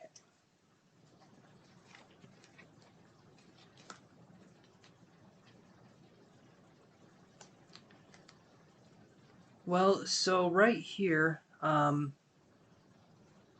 wondering if there's going to be, because I see man holding a heart in reverse right here. So event-wise, I'm wondering if there's going to be maybe an ex that tries to contact us or tries to reach out to us. Because right here, that's kind of what I'm feeling. Could be something. Especially, so this could be a person who kind of just left. When I see this in reverse, I'm feeling like this person didn't necessarily leave on good terms. So it could be someone who was in our lives and then sharply kind of cut out of our lives, which means they could have ghosted us or they could have done something like that. But I'm feeling like there could be an ex, or there could be a situation where we're dealing with a possible love interest, or maybe someone kind of coming on to us that would be not our type, and I feel like we need to exercise our boundaries at that point too. So that would kind of come into play as well. But yeah, that's kind of what I'm feeling for this one here, Soya. So there could be something going on with, like I said, with an ex, or with a... It could be someone new. It could be like I said, we're exercising our sense of self-worth, right? We could be saying no to somebody that tries to ask us out because we get the creeps from them. There could be a situation like that that's going on here, but primarily it's kind of learning these life lessons is what I'm feeling right now. So be aware of anyone kind of coming back. There could be someone kind of circling back, and maybe this person's done this more than once. Okay, so your ex did try to have a conversation with you. So that means to me, where you said your ex tried to have a conversation with you, okay, you broke up 2 years ago. Okay. And I imagine you learned a lot from that connection.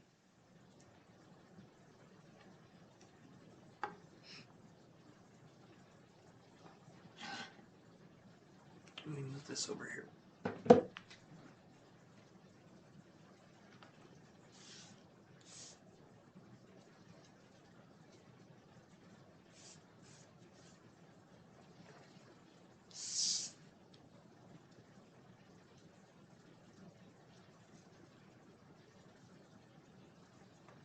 It does feel like that's, this feels like we're learning more lessons in our life, and there could be situations where, okay.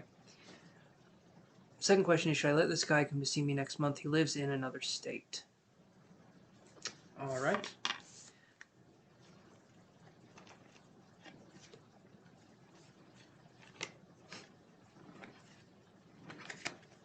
Well, let's see. I'm going to say this with everything else, everybody else watching this too. I am still learning as a psychic. I'm still, growing my abilities. I want you guys to use your own judgment for these things too. I'm going to give you what I'm feeling, but please use your own judgment. If it feels right, go for it. If it doesn't, you know what I mean? But anyway, let me shuffle here and let's see what we have for the second question.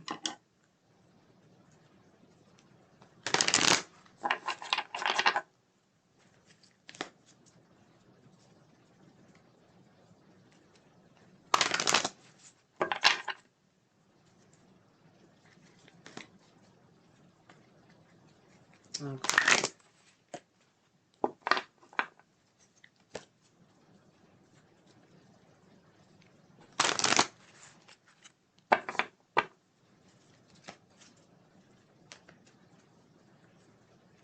That goes for anyone out there, any psychic or medium. If they want you to listen to them implicitly, right? I don't think that's right. I always feel like the psychic is kind of an advisor, but you're the one that has to live your life. So I'm just kind of here. I'm just reading things. I'm seeing how I'm seeing things. So always use your own judgment is what I'm trying to get at. Okay, so let's look at this here.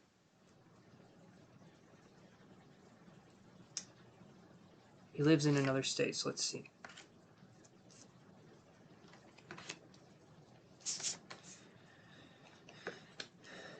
Okay, so here's some weird stuff that I've got here for you, Soya. So you let me know if this makes sense.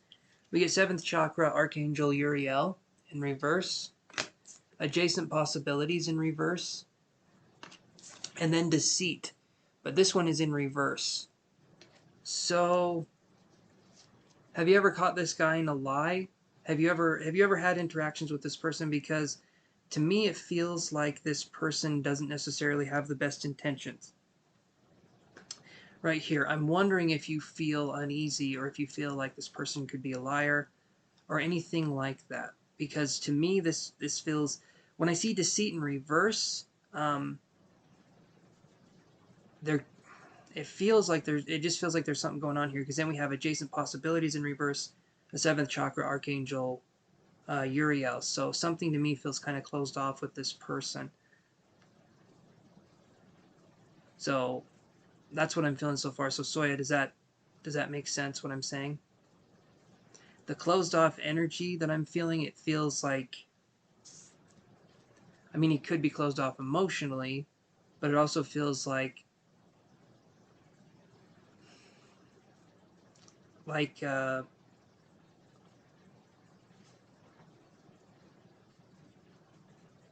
it feels like someone who kind of, because when I see 7th chakra archangel Uriel in reverse, it feels like someone who's going to impede spiritual progress. So this person, I feel like, is going to set us back.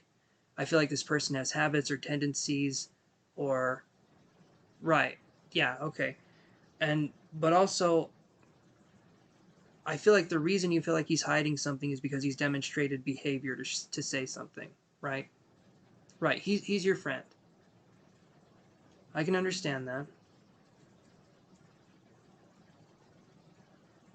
But it feels right, right. I was just going to say, but it does have a weird feeling to it. It has this kind of um I feel like he's trying to maybe placate you as well. I feel like he's trying to sort of, what's the word, like wear you down, or try to manipulate his way in. I'm wondering if you were saying no to him possibly having a visit, but he tried to squirm his way back in. I'm wondering if he's that kind of person that maybe doesn't take you seriously when you say things. I'm curious if that's the kind of person this is. Like, this person acts like they know better, or they know best, and they try to weave their way around your kind of energy, if that makes sense.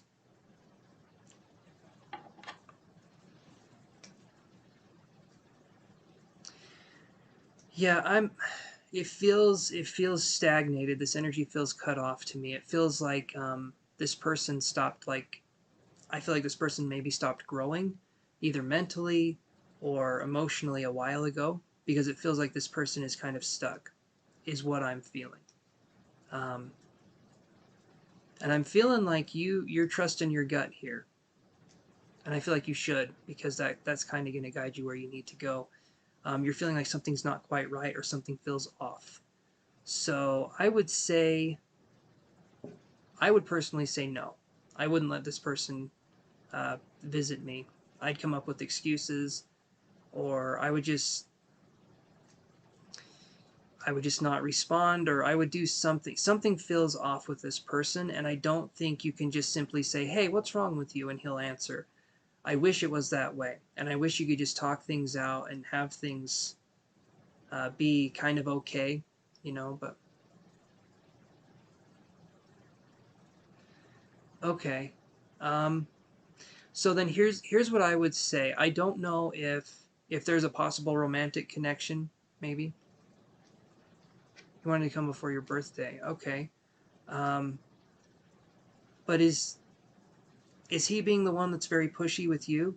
Is he the one that's saying, "I want to come down, I want to do this, I want to do this, I want to do this"?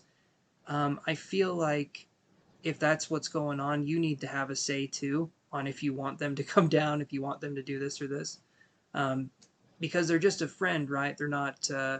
You're not in a relationship with this person.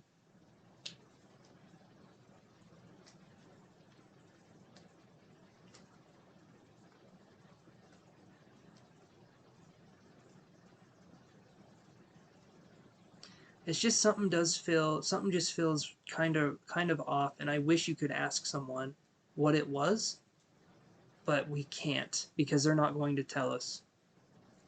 And there's books I recommend that talk about those kinds of issues. I wish people would tell us straight up how in what ways are you crazy? In what ways are you uh, doing your thing? Here's the thing, I don't. Okay, so yeah, I'm going to say this right now. We have deceit in reverse, okay? We have adjacent possibilities in reverse, and then we have 7th chakra archangel Uriel. So this person, might not consciously know what they're doing. Right, okay, so yeah, they are a friend. So this person might not consciously know what they're doing, but I'm feeling like there's a tendency to maybe be controlling or manipulative with this person. And I'm getting a sense that this person, well, I'm feeling like this person would try to make this into something else. I don't feel like it would be just a birthday trip or a birthday visit. I'm feeling like there's an agenda or there's something this person's trying to get out of it. So I would say, um, sort of start cutting things off, and especially if this person's being pushy with it, that's even more so a reason to me to kind of uh, it it's just that comes off as creepy in itself when someone's being really pushy or when someone's being that person, right? And so that's what I'm feeling here. Bad intentions, I don't think it's like this person's going to come after you with a knife or anything like that, but I feel like this person does have an agenda, and I feel like this person um, is kind of possibly wanting you to themselves, or this person's trying to push that kind of narrative. I'm not sure, but to me it just feels like there's an agenda. And if there's an agenda with the connection, like a friendship connection, that's not right, because it feels like you're kind of walking into a situation and you don't want to feel uncomfortable. You don't want to feel like, that's what I'm feeling. So, and if you get a weird feeling with it too, trust that, please. Don't ignore it. Don't try and be the nice person. Don't be like, well, I don't want to hurt his feelings. Um, you don't want to hurt yourself either. You don't want to put yourself in a weird situation. That's something we can work on, building up that kind of self confidence and being like you literally don't have to explain yourself to anybody unless you want to. And if they have a problem with it, okay, but that's kind of on them. So hopefully that helps answer that question.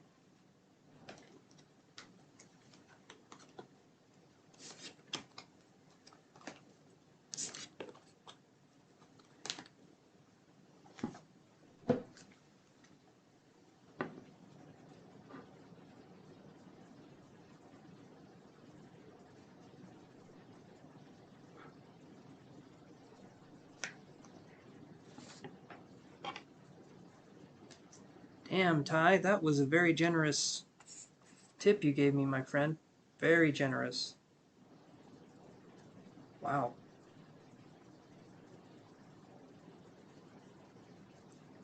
I saw that just barely. Thank you, thank you.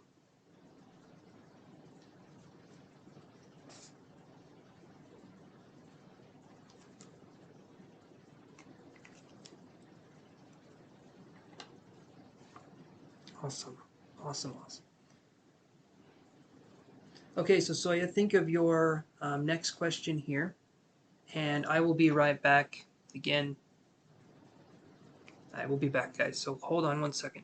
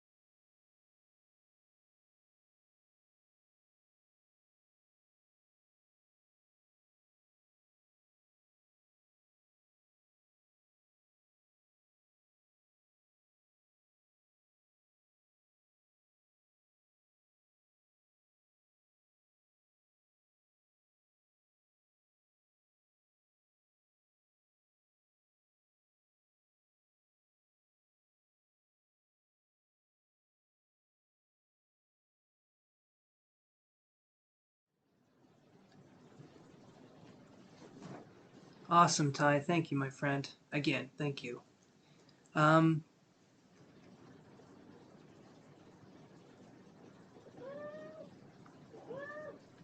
Oh, that was the last question. Okay. All right, that works. That works. Okay, so we're on to Ravenwind. Oh, your last question. Okay, sorry, I read that completely wrong. Soya, go for it. Your last question.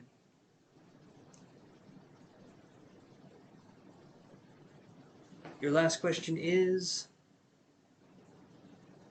I read that wrong, so that was my bad.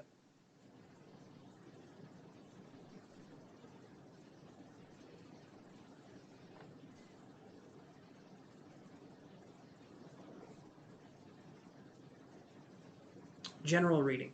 Okay. I will see what comes up. We'll pull 3 cards and we'll see what comes up for kind of a general reading. He's a sweet one. He is a very sweet one. I will show you his very sacred face. Here we go. Oh, he's a big boy. Hey, buddy. Brr. He's a good boy.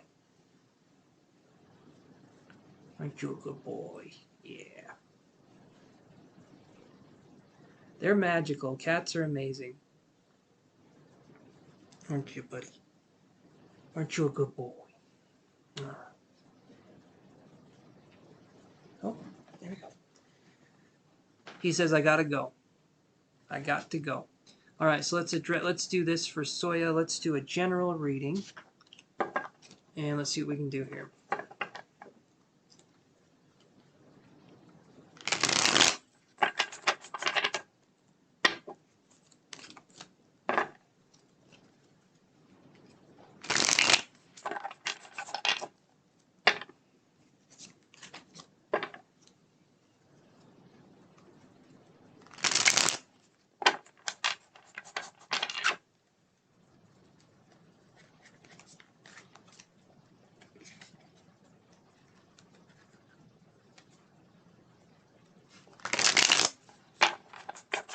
Oh, you got a male cat as well. Yeah, Yoshi, he's a good boy. He's a... Male cats are interesting. Female cats, I kind of vibe with a little bit more. They're more sweet and sincere, and male cats are kind of big and dumb. I'm gonna be honest. I love them, I really do, but I just don't feel like male cats are as smart as female cats. And this little guy here is definitely not an exception to that rule. He's my big lunk boy, aren't you, buddy?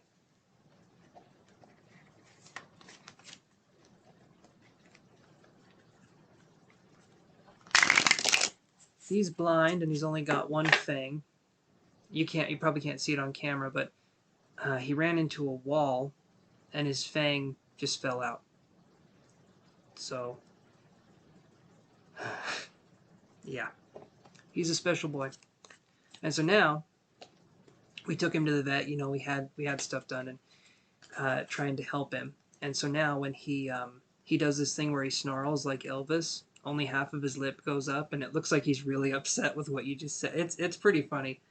At random times, if you're having a bad day or a sad time, he'll just come in the room and make that face, and it just gets me. It's it's just good. Anyway, so general reading for Soya.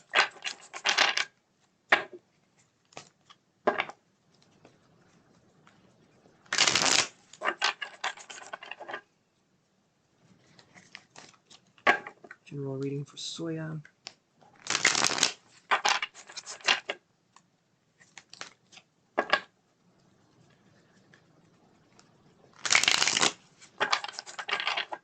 Okay, here we go.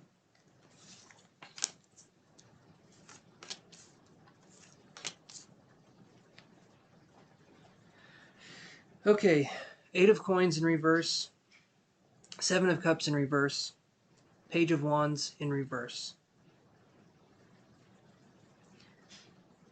So right here, when we're talking about a general reading, I'm feeling like Soya, this right here is going to be a transformational time in your life. I feel like no other time that you've been through.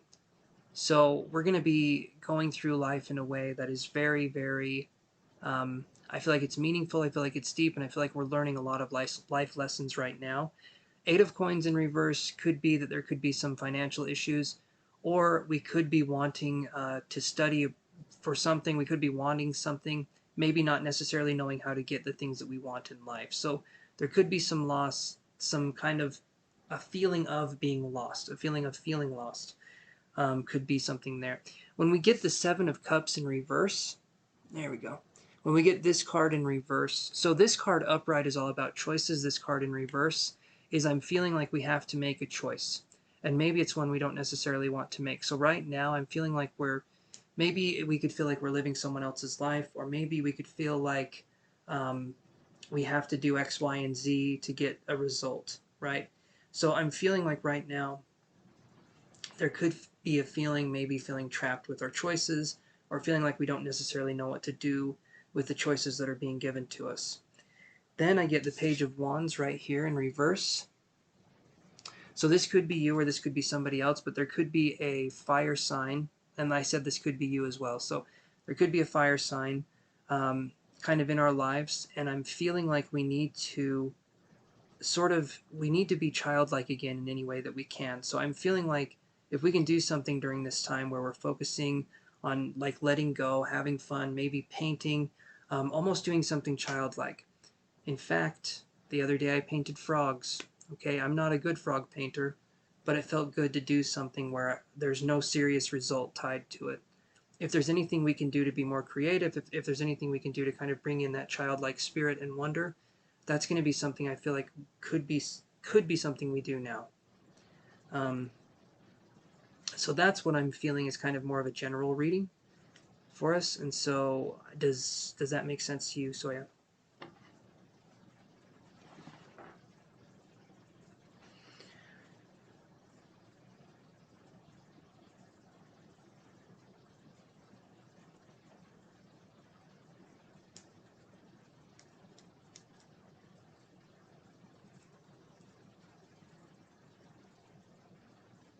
You're Cancer. Okay, that's fine. I just said there could be another person in your life.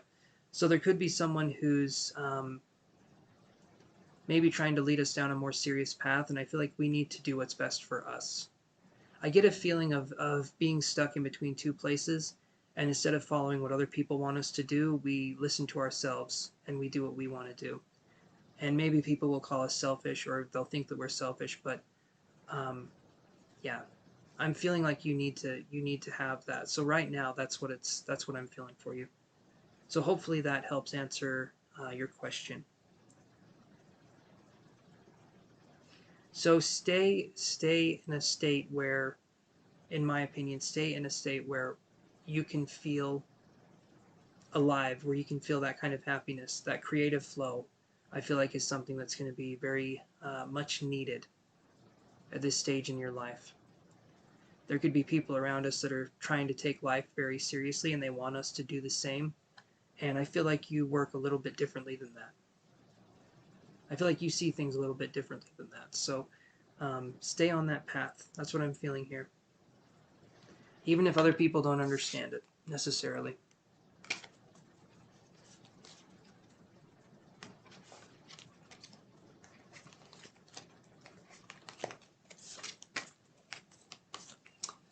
Okay. So does that help answer all your questions, Suya?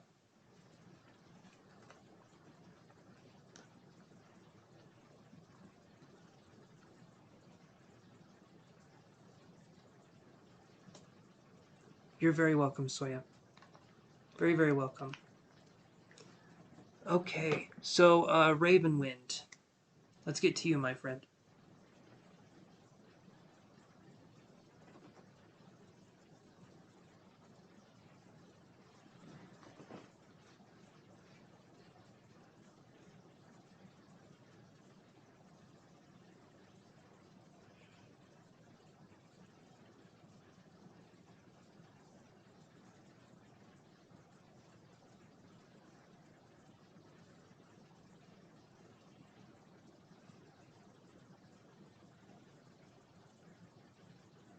Hey there, Ravenwind.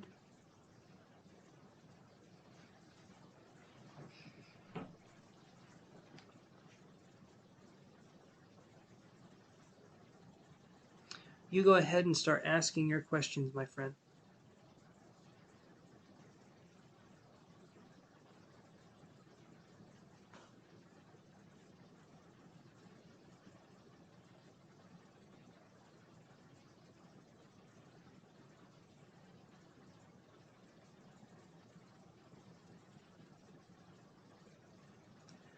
That is a very good question, Ravenwind.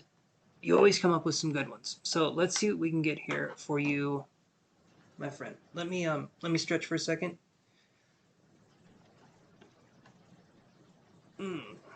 Etc. for July 2021. Let's see. Let's see what we can get for you, okay? So let's break July down. Let's break July down into 4 weeks. And then I can kind of pick cards out from there and sort of see what we're looking at here. But let's do 4 weeks for July to see what's going on. And so I'm going to draw 4 cards, one for each week.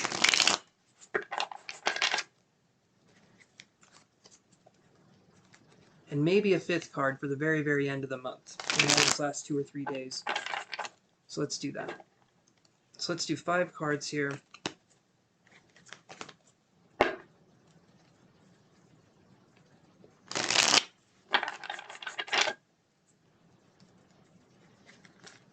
Because we don't want to leave 2 or 3 whole days off the table.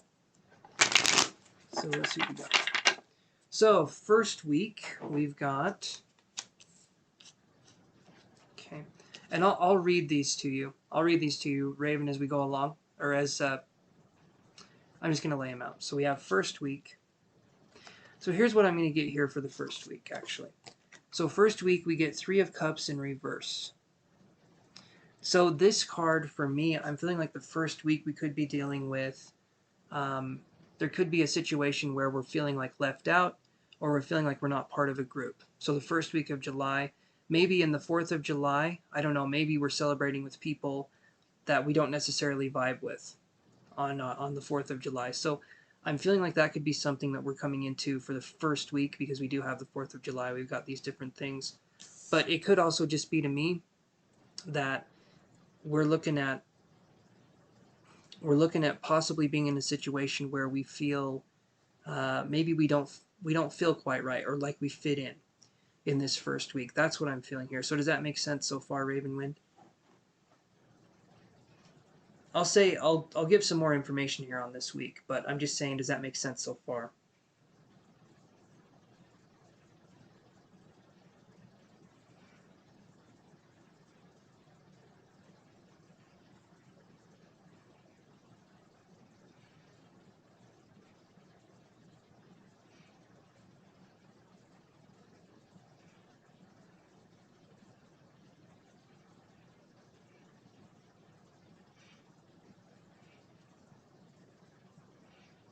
Okay, perfect, perfect. So then this is going to be a time where, and I say this a lot. Okay, I say this a lot because a lot of us are going through the same things. A lot of us grew up in situations where we could have had a certain kind of upbringing. It could be narcissistic, or it could be other kinds of upbringings. And so a lot of us right now are going through these same kinds of situations.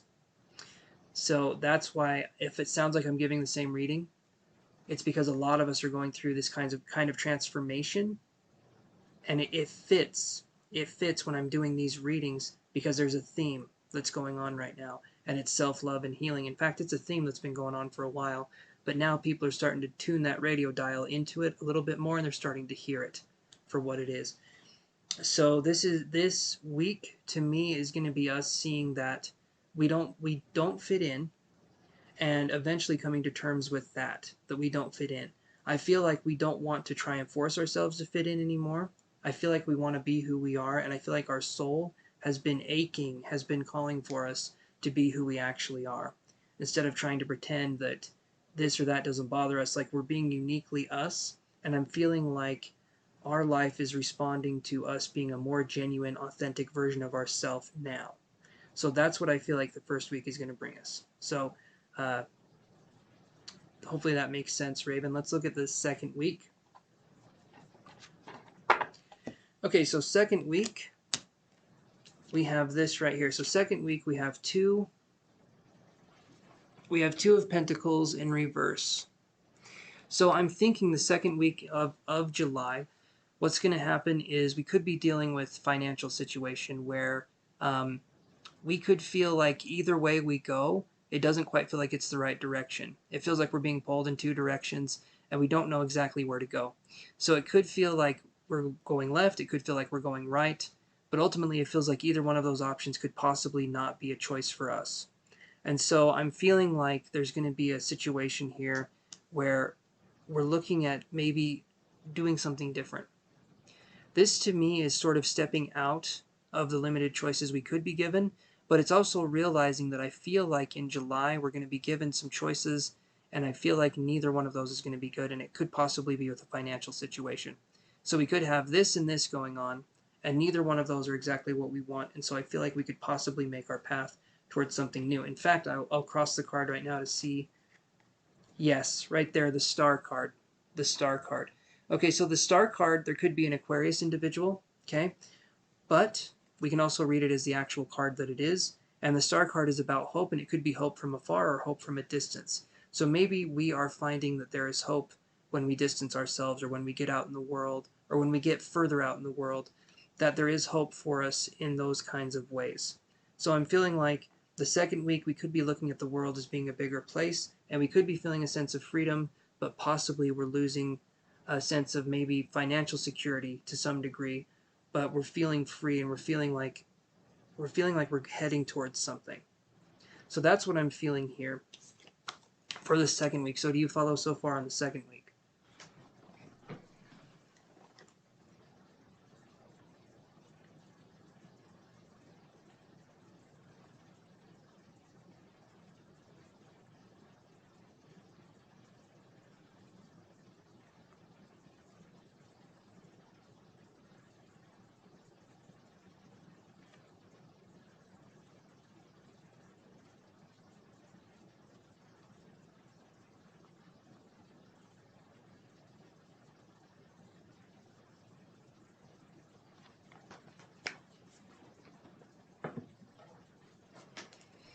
It just feels like in the second week we're definitely striving to reach for our own goals, our own sense of freedom in ourself.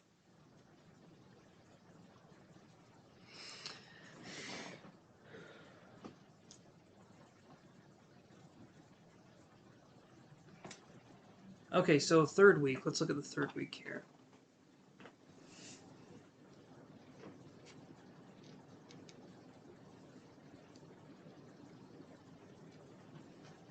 I'm feeling like this is leading you down something, Raven. I'm feeling like this is leading us towards something greater.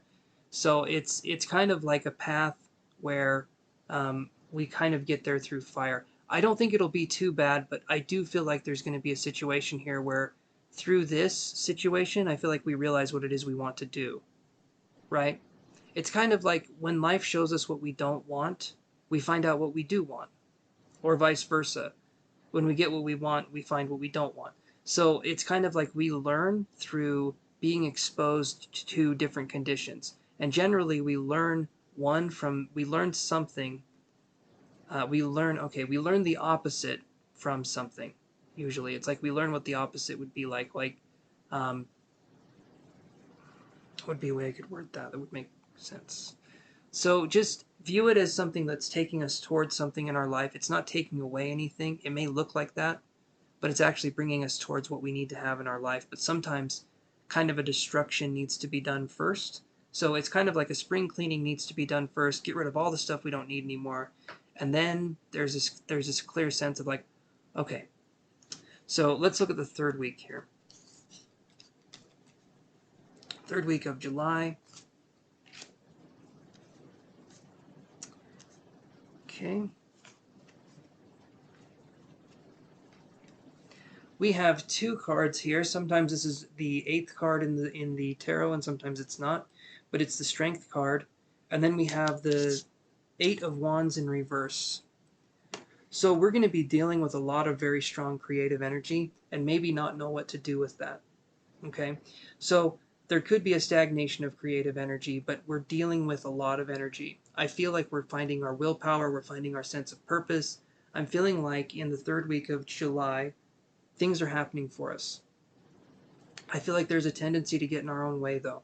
So what I'm feeling is going on here is that things are happening for us, things are going okay in the third week of July, and we're questioning if we deserve it, or we're questioning if it can stay this way. We're thinking, oh, if only it stayed this way forever. You know, like, I feel like things are starting to happen, things are going, and I'm feeling like there can be a tendency for us to kind of step in our own way in a sort of self-sabotage way, because we kind of get choked. Sometimes we get a little choked up. We get a little we stall, right? Because we want to make sure we're doing things right, but the way we were doing things before was how we got there.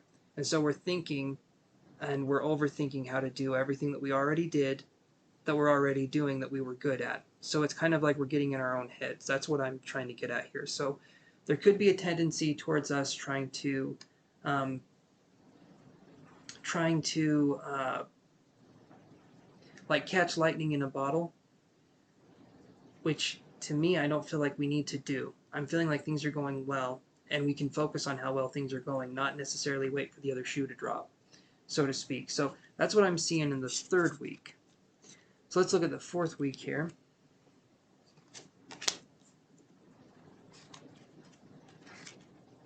Okay, this is really good. This one's good. So the fourth week of July, we have the Ace of Cups, and then we have the Capricorn, or the Devil card. Okay? Right, you need to get out of your own way. Absolutely. So I'm going to say this right now. So I can't remember what sign you are. Are you a Capricorn?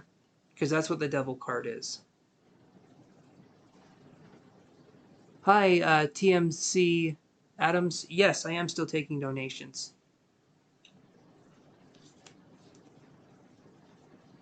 I definitely am still taking donations. So you let me know if that's something you'd be interested in. You would be right after the reading I'm doing now. You're a Sagittarius. Okay, that makes sense. So then this right here I won't read as a signifier. Ah, there we go. Okay. I won't read this as a signifier. Then what I'll say is this. In the fourth week of July, we're going to make some, I'm feeling like we're going to make some emotional breakthroughs, because we see the cup right here. The Ace of Cups is about coming into a new understanding of emotions, coming into a new phase of our life. So I'm feeling like the fourth week in July, we're going to start making plans, and we're going to start making action. We're going to start making points of action so that we can actually achieve what it is we want out of life. So we're no longer waiting for things to just happen for us. I'm feeling like the fourth week of July, we would be doing something a little more like understanding ourselves more emotionally, or kind of hopping on that. Music dreams. So I don't accept Super Chat. I do accept this, though. So Cash App or PayPal. Thank you for asking before donating, though. I do appreciate that. Uh, but yeah, I do it that way, and especially if I can't connect with you guys, I can just give your money back, too. If you donate through Super Chat, if something, and I haven't had to give anyone's money back yet, but if you guys donate through Super Chat or Cash App, I can just give or through PayPal. I just said not to do that. PayPal or Cash App, I can give your money back if something were to happen. Sometimes my internet cuts out, and I just give you your money back if for some reason I can't connect again. So, thank you, Music Dreams. I appreciate that. But yeah, so right here, Ravenwind, that's what I'm seeing. That's what I'm seeing for you. And we have one more thing here we can do. The last 3 days of July, or 2 days of July. So let's see what we get here. Just going to do this really quick. Okay. All right, last 3 days.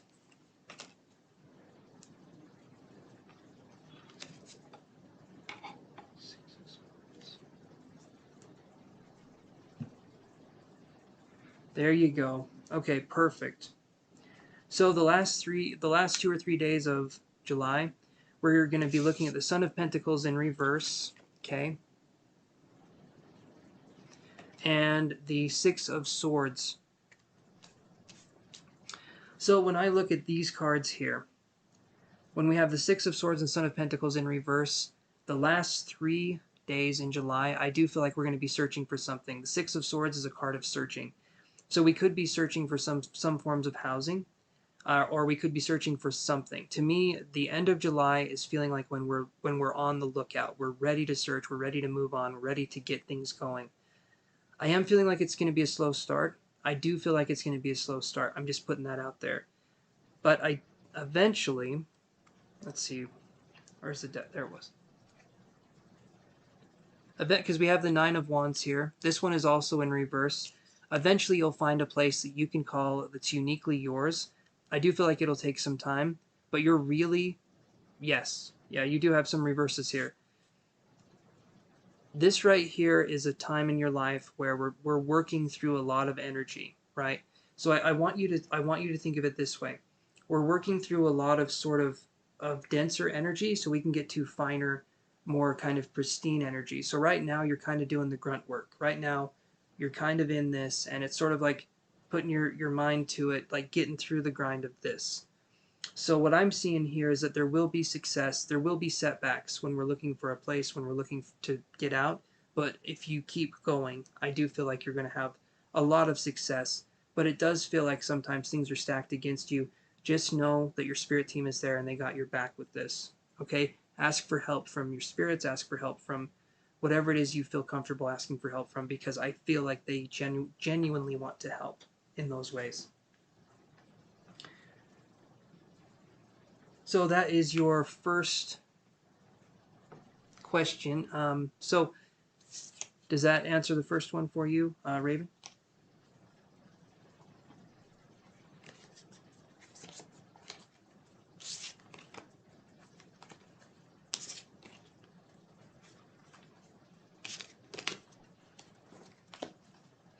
Lean into that energy, right? Lean into that.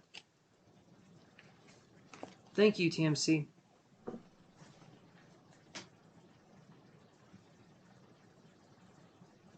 All right, thank you. I will put you on the list.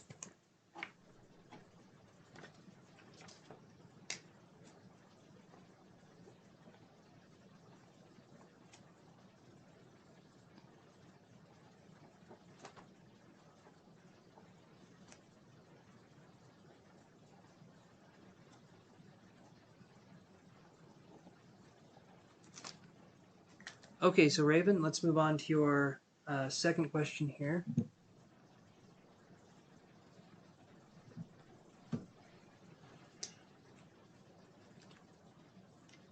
You are so welcome, TMC. Thank you. Thank you for the donation. I appreciate that. I don't think I've seen you on the channel before. So thank you for coming by and saying you want a reading from me. That means a lot. Thank you. So we'll address Raven's questions, and then we'll move on to you. So she's on to her second question. Then she has one more, and then it will be your turn, TMC. So thank you guys for being patient. I know sometimes we're waiting for a minute, but yeah. Does any of your spirit guides have you? Okay, so let's look at that. That's a good question. That's a really good question. So let's look at that. Let's use the energy oracle for those questions here, and let's kind of dive in here and see what's going on. Alrighty. So let's move this over.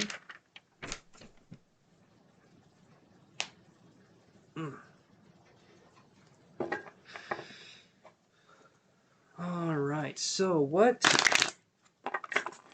are the messages that Raven's spirit guides have for her? Thank you, TMC. I appreciate that. Thank you, thank you. Okay, so Raven, I'm going to say something, and it might be controversial to this, but follow me on this if this helps, okay? So, and I'll see if I get something. I will see if I get something, but I want you to follow me on this. Let's say that I was a spirit, okay? And let's say I was a spirit that had lived hundreds of thousands of lives, right? I was a very old spirit. Now, generally speaking, names are a human convention that we need to put into like our brains, right? Because the ego, the mind likes to categorize things, and when there's a name, we kind of get that. But how guides like to work on the other side is they like to be known by an energetic signature instead. They don't want to be known by a name necessarily, because it's a very human thing. Because your guide's name might be Joe, but he was only Joe in one of his lives. And if he had hundreds or thousands, right? So generally they like to be known by an energetic signature. Some people get names, right? I'll see what I can do. But for me personally, my own guides, I don't have a name for them. I've been working with them. They have a signature that they give to me. They have what's called like a psychic calling card. I know what guide I'm working with because sometimes I'll feel a tap on the shoulder. Sometimes I'll feel an immense amount of dizziness. It's like they have these ways of connecting, right? So that's something that we can be talking about. There are names. I'm not saying there's not. There probably will be some sort of identification they like to be known as, but that's kind of the yeah. So does that make sense to you, Raven?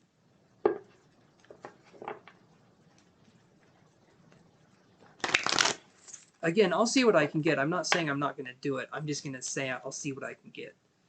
But energetic signature is generally how they want to do it.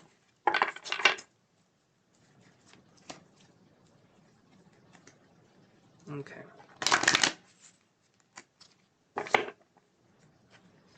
All right, so let's see what we get here.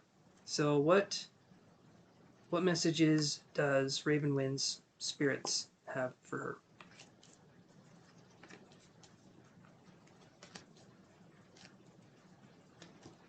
Okay, so right now your spirit guides are teaching you. Awesome, I'll give you a thumbs up too. Boom, right back at you. We have door to romance. Okay. Then we get financial constraints in reverse. Then we get journey, which is really funny. So this is telling me right now that everything is going to be okay with you. I feel like there will be a romantic connection. I do feel like there will be somebody there. And I'm feeling like there's going to be a financial opening up. I do feel like there's going to be more money coming in. But in order for you to get to that place, the journey is needed. Everything, I feel like right now, everything that has been done, that's needed to be done, it's been other people's expectations and other people's dreams of what they wanted you to be. And now is going to be a time where you take stock of your own life and you're no longer being the person that's the dream. You're no longer in the dream. You're in waking reality now, and you're going to start making your own moves. And you're going to start doing your own thing. So I'm feeling like this journey the Spirit's having you set up with, everything in your life kind of led to you going on this journey of kind of like self-discovery, of understanding things at a deeper level. And that's what I'm feeling like is going on here. So we're looking at the journey, and I want you to always see life as a journey. I want you to always see life as this kind of series of events that actually just happens to us. And it's our job on how we react, on how we respond. It's our job on how we respond to what's happening to us.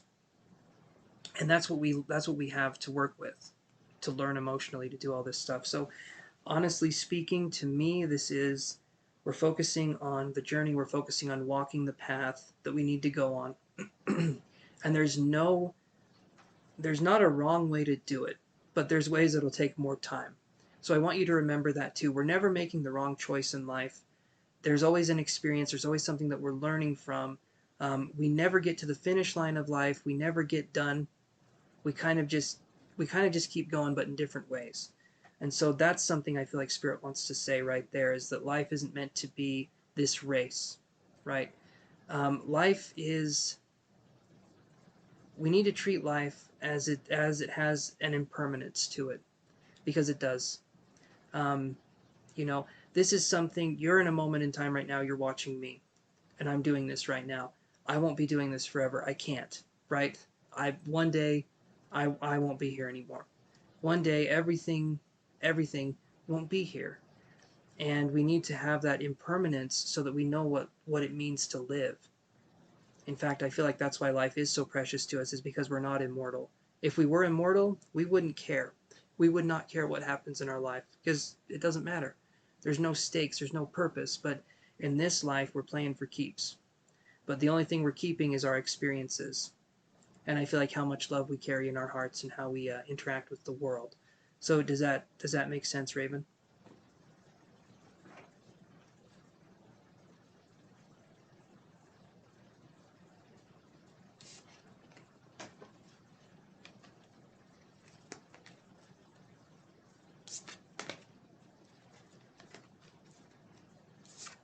It doesn't mean it will be easy. It does not mean it will be easy. But I'll say this as well. Um, Imagine if life... So ask your third question, Raven, and I'll just be saying this while you're typing your question here. So imagine if life had this kind of funny way of presenting itself. So what if, in fact, our actual selves are sleeping right now, and we are in a dream? We're acting out the dream of our actual higher self sleeping. Okay? And what happens is that every time our higher self falls asleep, it dreams for like 80 or 90 years. It dreams 80 or 90 years at a time. And you have complete control of this dream. You have absolutely complete control of the dream, always. And you can do all sorts of fun and crazy stuff. You can do whatever you want. But imagine if, say, our higher self has done this 100 or 1,000 times. Eventually it would grow bored with the idea of having absolute power and being able to do whatever it wanted. So what would it do? It would introduce a new element. It would create something in itself like a randomizer button. And every time it would fall asleep, it would press that button and you would have some random crazy dream where you're learning life lessons and you're trying to find out that you are indeed kind of this God self. You're trying to find out about yourself. You're trying to find out about your higher power and that you actually are the universe. And that to me is kind of what we're doing. We fell asleep, life kind of hit the random button, but there's lessons to learn. There's things that go on here that we need to learn. And we're human. We don't have all these powers. We aren't immortal. And we have to learn through what we're given. Hopefully that kind of makes some sense. Hopefully I didn't butcher that whole thing. But eventually, yeah, life would create like a random button. Eventually, if you have complete control over everything, what's the fun in that? What can you learn if you have control over everything? I'll tell you right now, if we had complete control over everything, we would never want anything uncomfortable to happen to us, and we would never grow or learn any lessons. Because why? We don't like to be uncomfortable. So when you introduce the randomize button, right, we introduce uncomfortableness. We introduce the ability to grow. We introduce the ability to learn new things. So I feel like that's kind of what we're doing in this life. And sometimes it's difficult, sometimes it's easy, but that's what I feel like is going on. Hopefully that makes sense, you guys.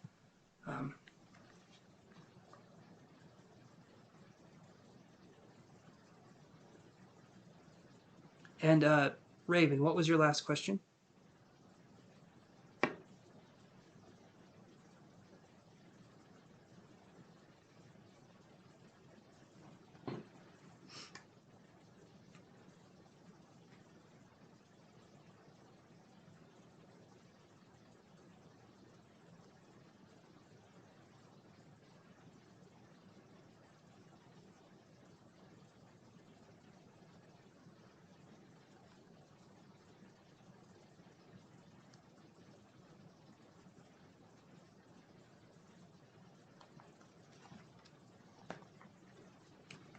Okay, Raven, so I'll address this right now. So what we can do, you're thinking about him every day, right? So I want you to take that into your own control. I want you to take, and the way we do that is we need to like cut the cord, so to speak. Like we visualize a connection with this person and we cut the cord. And we keep doing that over and over and over again. We keep visualizing, we keep cutting. In this scenario, because there can be obsessive thoughts, then I know to do a spell breaker work on myself, that's all.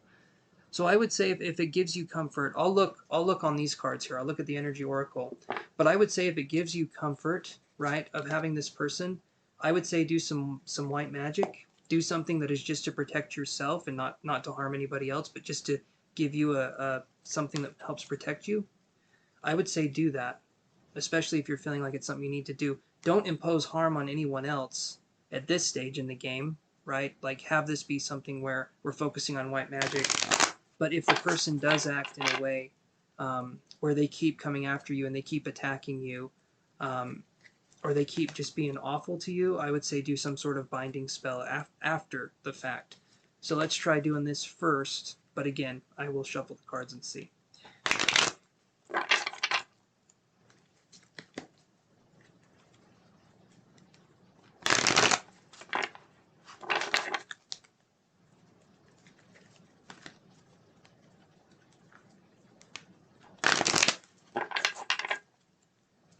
Okay.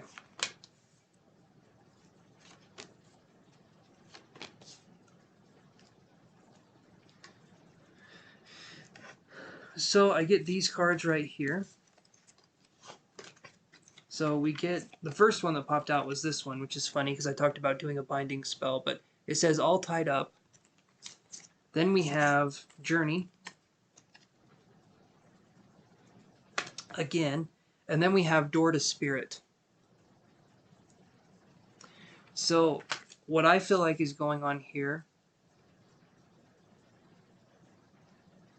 Right. So I do feel like there could be some energy your way where it could be difficult. But also do the visualization too. So what I'm seeing here is that we invoke protection on ourselves first, and we try and take care of ourselves by doing him no harm, by focusing on ourselves. But if this person keeps coming after us, if this person keeps being persistent and they keep trying to attack us or do whatever they can to sort of ruin our lives or make it worse, then I say we do kind of a binding spell and we make it so that this person can't harm us anymore. Like it literally just won't be appealing to them anymore. And then I don't say that as a first course of action because I feel like we need to try something. We need to try something more in the light first, but I do feel like self-protection is very, very important, and especially for women. I can understand it can be an unsafe world, and I feel like if this person is really making you feel unsafe, you know, yeah, I don't see any harm in doing this first and then trying something a little more severe after, if for some reason it doesn't work. So that's my thoughts on it. Yeah, so Spellbreaker, do whatever you can to sort of like, and when you do the ritual, when you do this, focus on empowering things, focus on empowering yourself and taking back that energy. So like I said, cutting the connection, focus on doing stuff like that too. So sever the ties that bind, so to speak. Does that help answer your question, Raven?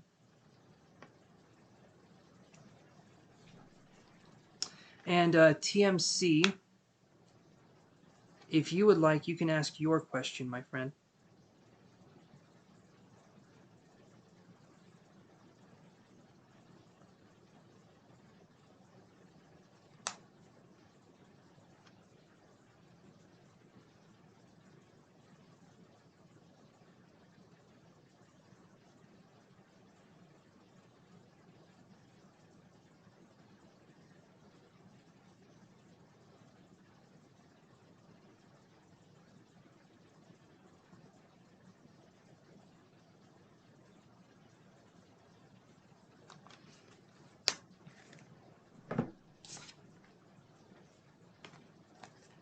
Awesome, Raven. I'm glad. I'm glad that helped. You got this. You really do got this, Raven. So please don't even worry a little bit about it. But do things that make you feel safe. Do things that make you feel protected. And focus, focus on having yourself feel good. Focus on doing stuff for yourself more often, which I feel like you're starting to get there. You're starting to voice, hey, I don't like this, and that's good. That's good. Okay, so TMC Adams. I'd like a spread on the current energy between me, and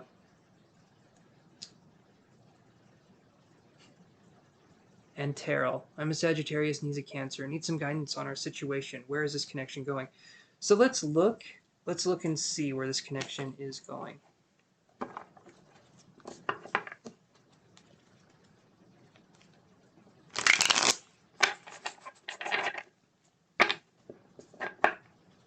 can see where this connection is going.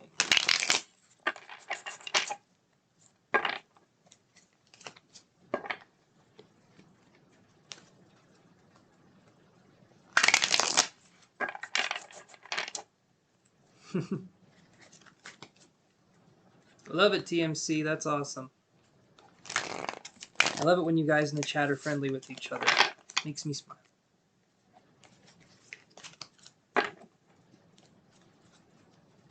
And thank you, TMC, for being patient. I always appreciate that, too. I've met some really nice people on here, and the patient ones are always the funnest ones to work with. Because you guys are easier to read because your energy isn't so damn uptight, right? Your energy is more comfortable, it's more expandable, it's more adaptable. Rigid energy is, in my opinion, it's harder to read, so I appreciate the openness, you know, the receptivity.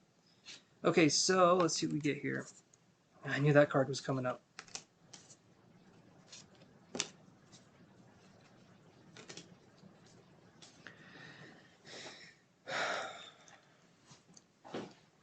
Okay, so we literally get this card. So you said you're a Sagittarius. Well, there's the Sagittarius card. There's the Temperance card. Then we have 10 of coins, and then we literally have the Lovers in reverse. So we have 10 of coins in reverse and the Lovers in reverse. And then we get the Wheel of Fortune, but I'm going to read this how I'm seeing it right now. So Temperance is we're focusing on trying to balance ourselves, or we're focusing on trying to be more balanced. I feel like we're trying to imitate, we're trying to understand what it feels like to have all parts. We're trying to understand what it feels like to embrace all of ourself, if that makes sense. That's kind of what I'm feeling. This feels like an empowering exercise. I feel like I'm calling back parts of myself. That kind of feels like what I'm doing. The name Caroline comes into my head too, or Carolina as a place, but that kind of came into my head too. We have 10 of coins in reverse, and then we have the Lovers in reverse. So this, to me, I'm wondering if there is maybe fighting over, or if there's something going on where money or finances could possibly be an issue. Here, when I see 10 of coins in reverse and I see the Lovers, either financing is an issue, or maybe there could be distance that's an issue. But that's what I'm feeling is going on here. It feels like maybe there's distance and there could be some avoidant tendencies as well, where maybe this person is kind of avoiding issues or situations. And then I'm getting a term for I'm getting something where I'm seeing like a cavity. Name Carolina is spot on. Okay. And then who's the person? Is there someone who didn't go to a dental appointment, or is there someone who... that one was weird because I had a cavity feeling like I needed to go to the dentist and I didn't go. It's feeling like there's a tendency to put things off with this person. And he's in South Carolina. Perfect. Okay, so that makes perfect sense. You're from North... Okay, perfect. Makes perfect sense. The cavity thing is interesting, though. Let me know if that leads anywhere, but it did feel like... It just felt like this person's very stubborn, or it felt like this person wouldn't go to the dentist even if he had a cavity kind of a thing, or this person's just kind of like... Maybe like has an attitude of... They're kind of like drifting through life, or they don't care what happens to them kind of a thing. So do you feel like you have to be someone who initiates things, TMC, or... Because I'm just curious where this is going here.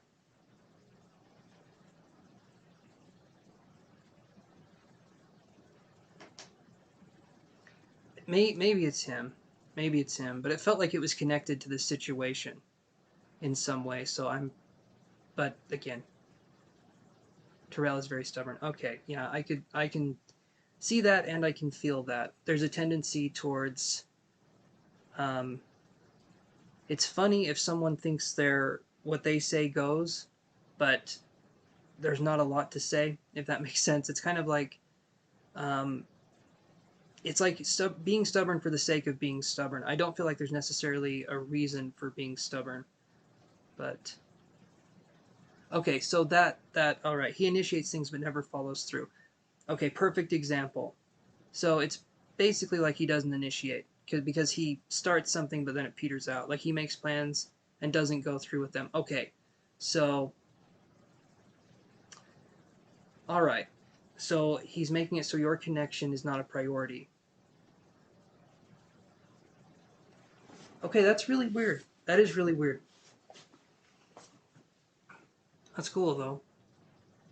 There's been other synchronicities too. I could tell you guys a very bizarre synchronicity I had with when I was doing mediumship one time. But that's for another time. Maybe after I answer TMC's question, if she wants to stick around. Okay. So, this energy here, I'm feeling like. Okay, so how can I ask you, TMC? Can I ask you how long you guys have known each other? Because as I was doing this, I didn't get a sense of how long you guys know each. I had 5 months pop into my head, but I'm not sure if that's accurate. I'm still learning as a psychic. We're very connected with the. Okay, so 5 months did pop in. Maybe that means something. Maybe it doesn't. Also, the month of May pops in too, which is interesting. Um,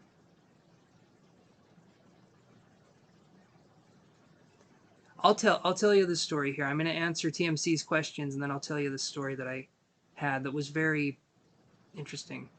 2.5 years. Okay, see, now that's a while to be. Okay. So why there should be an effort being made, especially at about, I mean, at any time in a relationship, but 2.5 years. Sometimes things happen and we get comfortable, we get complacent, and then we kind of ignore the person we're with, or we kind of ignore that. And I'm feeling like if that's something this person has wanted to do, then it's hard to get them to check back in because we got the Wheel of Fortune here. I feel like you're in it. I feel like you're trying, but I don't feel like this person is putting in the effort as much. I feel like this person's starting to pull back, this person's starting to pull away, and maybe we're trying to reach out more because they're pulling away. But I get a sense that this person doesn't quite understand what it means to be in a relationship. I feel like this person is um, I feel like this person just doesn't want to change. They don't want to work on things. And when we're in a relationship, we should always be evolving or changing or sort of growing. When each person is growing in the relationship, it gives the relationship room to grow too. But if one person is growing and the other person is stagnant, right, it makes it so that the relationship starts to fall apart because you two are no longer in sync. You met this person at a time in your life where you were kind of vibrating at that level, and over time you started to grow. You started to grow and you started to learn things, you started to understand things better. And this person didn't. This person didn't follow you on that journey. So you started reading. We can think of it this way. You guys both started reading the same book together. Okay?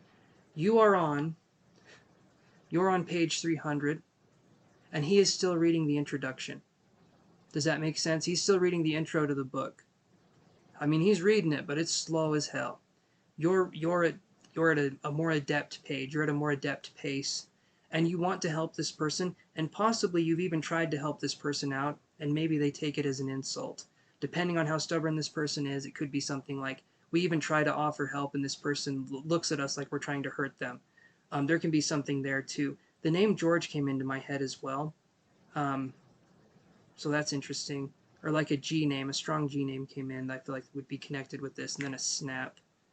I wonder if there's anyone named George that's passed away that you would know, because there was a snap. Anyway, I'm getting a lot of messages, but that was kind of the one I was getting there. Okay, so it is resonating. All right, so that's what I'm feeling is so you have two choices, TMC, and actually I feel like there's only one choice, but I'll say there's two. You have two choices, okay? One of them is you can stop reading your book and you can go back and you can give him a synopsis on everything that's happened in your life up until this moment and hope to hell he listens. Hope that he listens through all of it. Or you can kind of cut the connection here and maybe meet someone else later on down the road once we've done some more personal healing, once we've done some stuff like that, who's closer to the same page that we're on. Because you have to want to evolve and you have to want to grow, and sometimes the people we pick for us are mirrors of kind of how our childhood was, and it could be mirrors of different things that have happened. And this makes us feel like we're safe with someone who would be dysfunctional or we feel, and that's where the healing comes in. That's where kind of this healing energy comes in. Is that making sense at all, TMC?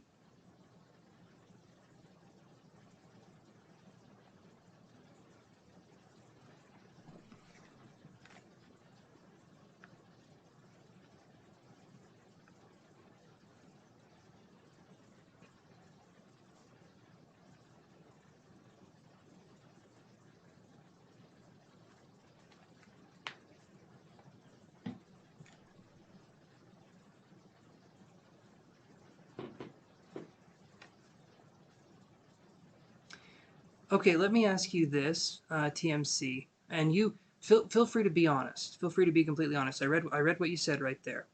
So I read what you said right there. Let me ask you this: Is is this person is this person very similar to either your mother or your father? I know that's like a psychology question, but is this person very similar to either one of those people in your life?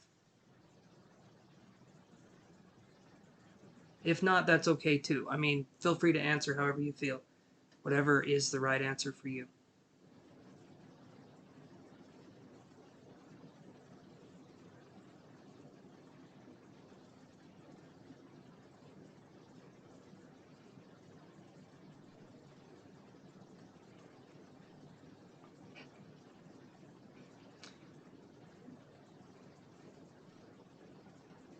Because I mean, there can also be other things going on too, but generally in a connection like this, unless I am mistaken, and I very well could be, um, in a situation like this, sometimes we're with a person that doesn't treat us right, and it's because something happened in our childhood.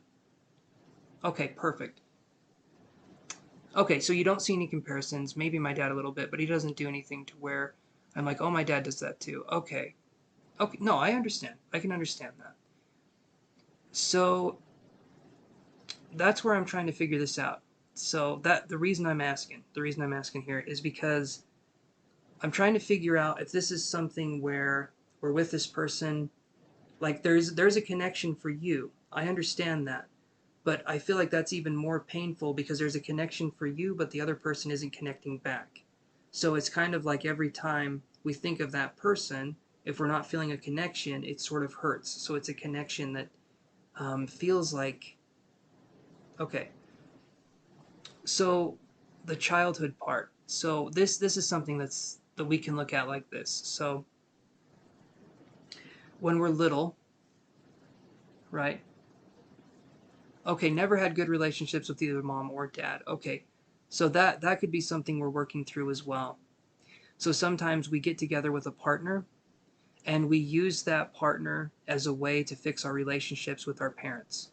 Sometimes. This can be something we do and it's usually subconscious, but we're feeling like if we could fix this, then maybe our relationship with our dad could be better, or maybe the relationship with my mother could be better. Because we're trying to fix a part of ourself, and the person that we're with the most, we view them as the people we need to fix sometimes. And that can create further issues down the road. But primarily in this situation, I feel like you're doing 99% of the work and he's reaching for, he's doing 1%. And um, in my opinion, it seems like something that's very straining. It seems like something that could be very, very difficult.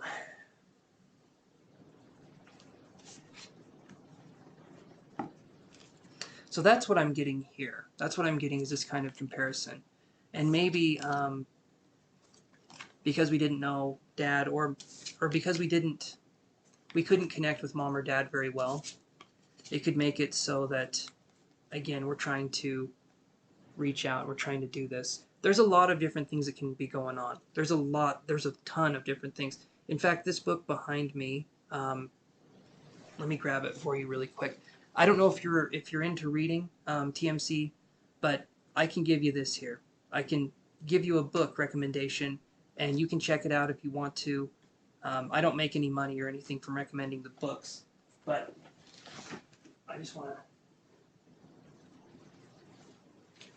to. So the book, this is the book right here. So this is the School of Life. by Alain de Botton, An Emotional Education. And this is a really, really good book because it talks about the psychology of humanity, but it also brings in some philosophy as well. But this book talks about a lot of stuff, and a lot of us grew up in dysfunctional families. And so now, in our adult lives, we have to deal with certain issues or certain problems. And there's no owner manual that we can refer to. This is the closest thing I've found that we can look at and realize I'm not that broken. A lot of other people deal with the same things, and it's okay to be dealing with this. And I feel like there's kind of a lot of pressure to get this right, to get love right, to get all these things right. He talks about a lot in the book that, well, I'll let you check it out if it's something you're interested in. But he talks about how love is a skill and not like an implied knowing. From a young age, we're shown through movies and we're shown through other forms of media romanticism. Okay, we're shown that we should be with someone and we should be able to read their mind and we should be able to do all this crazy, crazy stuff, right? And we long for that. We long to have a relationship that's so simple and so easy that they just get us effortlessly all the time. There's no arguments, there's nothing going on. And that kind of ruined us as children. We didn't know what we were absorbing, but Disney movies thrive off of it. These different kinds of things thrive off of this. Media, where we're focusing on romanticism, okay? And that doesn't exist. It does not exist. There are people out there that are good matches for us. Absolutely. There are people that will grow as we grow. There are people that will learn as we learn. But no matter what, we're going to butt heads with these people. Because they're growing individuals and we're growing individuals, there's never going to be a perfect relationship. But what there can be is a way to know how to love ourselves and in turn somebody where we let them both be free and we also let them know that they need to change. They need to focus on everything because falling in love with someone, in my opinion, you're falling in love with the potential of that person. You're falling in love with the potentiality of what that person is. You're not falling in love with the person. We want to fall in love with what that person could be, with the way we could see that they could rise to occasions, the way we can help them, and hopefully they can accept that in return. But primarily speaking, this book talks about the romanticism and he has things on YouTube. He has videos and he has like animated videos and he does talks too. I can try.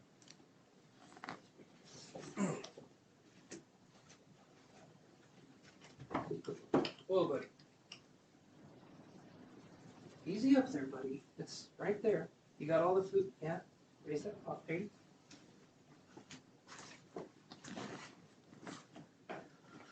Okay, so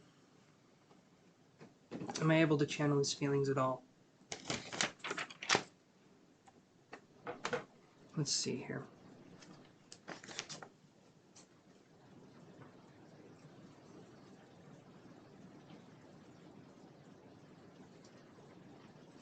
The one thing that I'm seeing, like the very first thing that I'm seeing is it's like this hand and I'm being shown sticky fingers. So I feel like his feelings are kind of more driven by the ego or baser instincts. So I feel like this person has this kind of I need to possess sort of thing. You can tell me if that's true or not, but it's like I feel like this person feels the most comfortable when they're possessing over something or when they're kind of over something, like lording over something. It feels like I do feel like there's a connection here with this person, but it feels like there's this strong connection because this person touched us in a way when we were younger and our traumas were more vulnerable, and I feel like this person kind of hit on those traumas in just the right way to make us feel a stronger connection, if that makes sense. So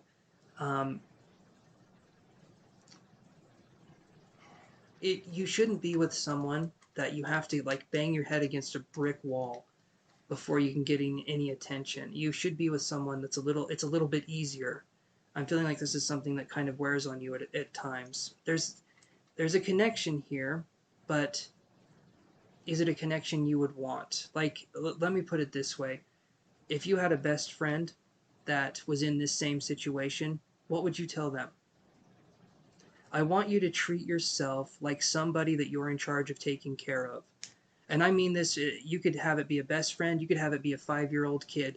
Would you put up with this behavior If someone was like this towards a friend or a child or something, would you put up with this kind of behavior?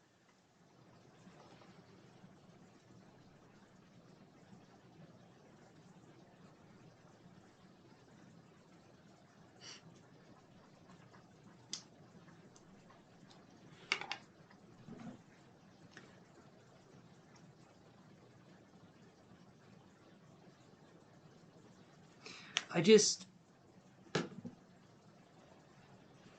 I feel like you're on here and you're talking to me because you feel this way already, and I'm just further validating how you feel.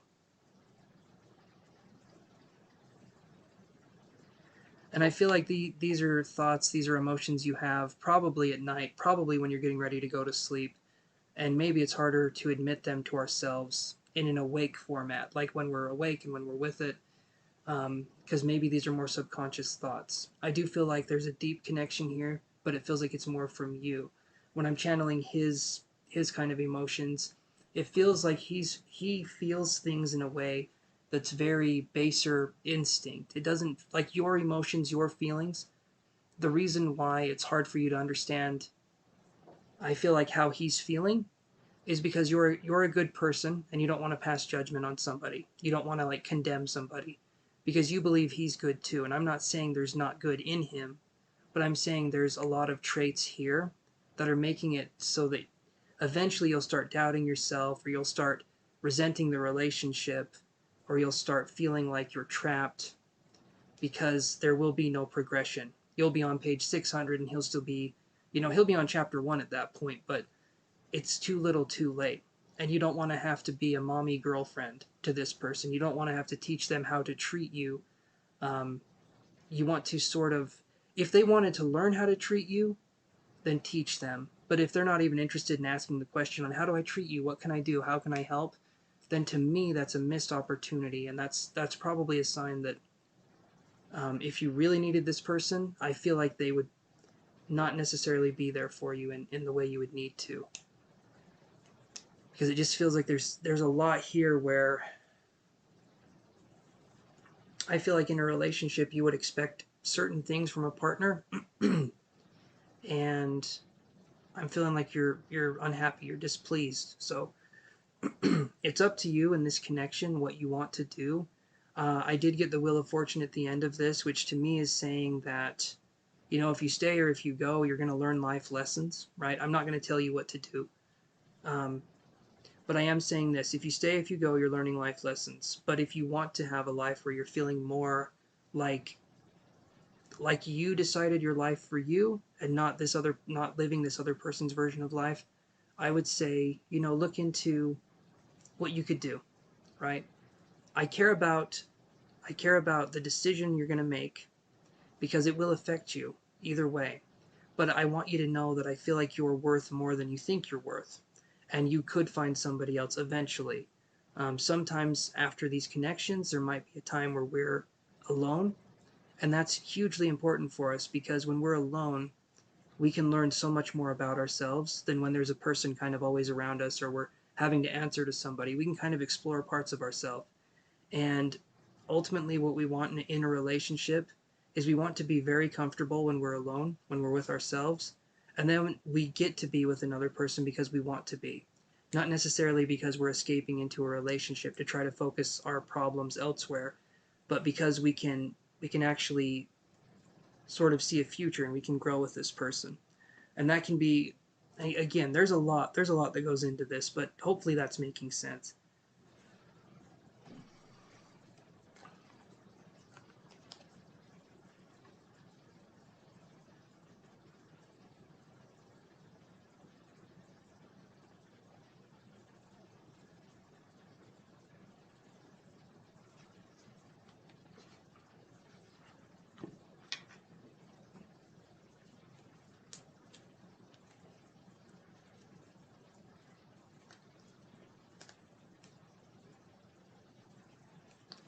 So, yeah, hopefully TMC that answers your question. I can get started with the story time here. Um, you're very welcome, TMC. Thank you so much for coming to the channel. for subscribing and for the donation. I really appreciate that, my friend. And I wish you all the best, and feel free to come here. I want this to be a safe space for people, so feel free to just come here and watch if you want to, or you know, you're part of the community now, so I just want to say thank you again. Hey, buddy. Really? Wow, that's a lot. It's a lot for a little tiger boy like you to deal with. He's my tiger boy. He's got gray stripes. He's got a little white belly and some gray stripes. Just like Daddy. Stretch marks.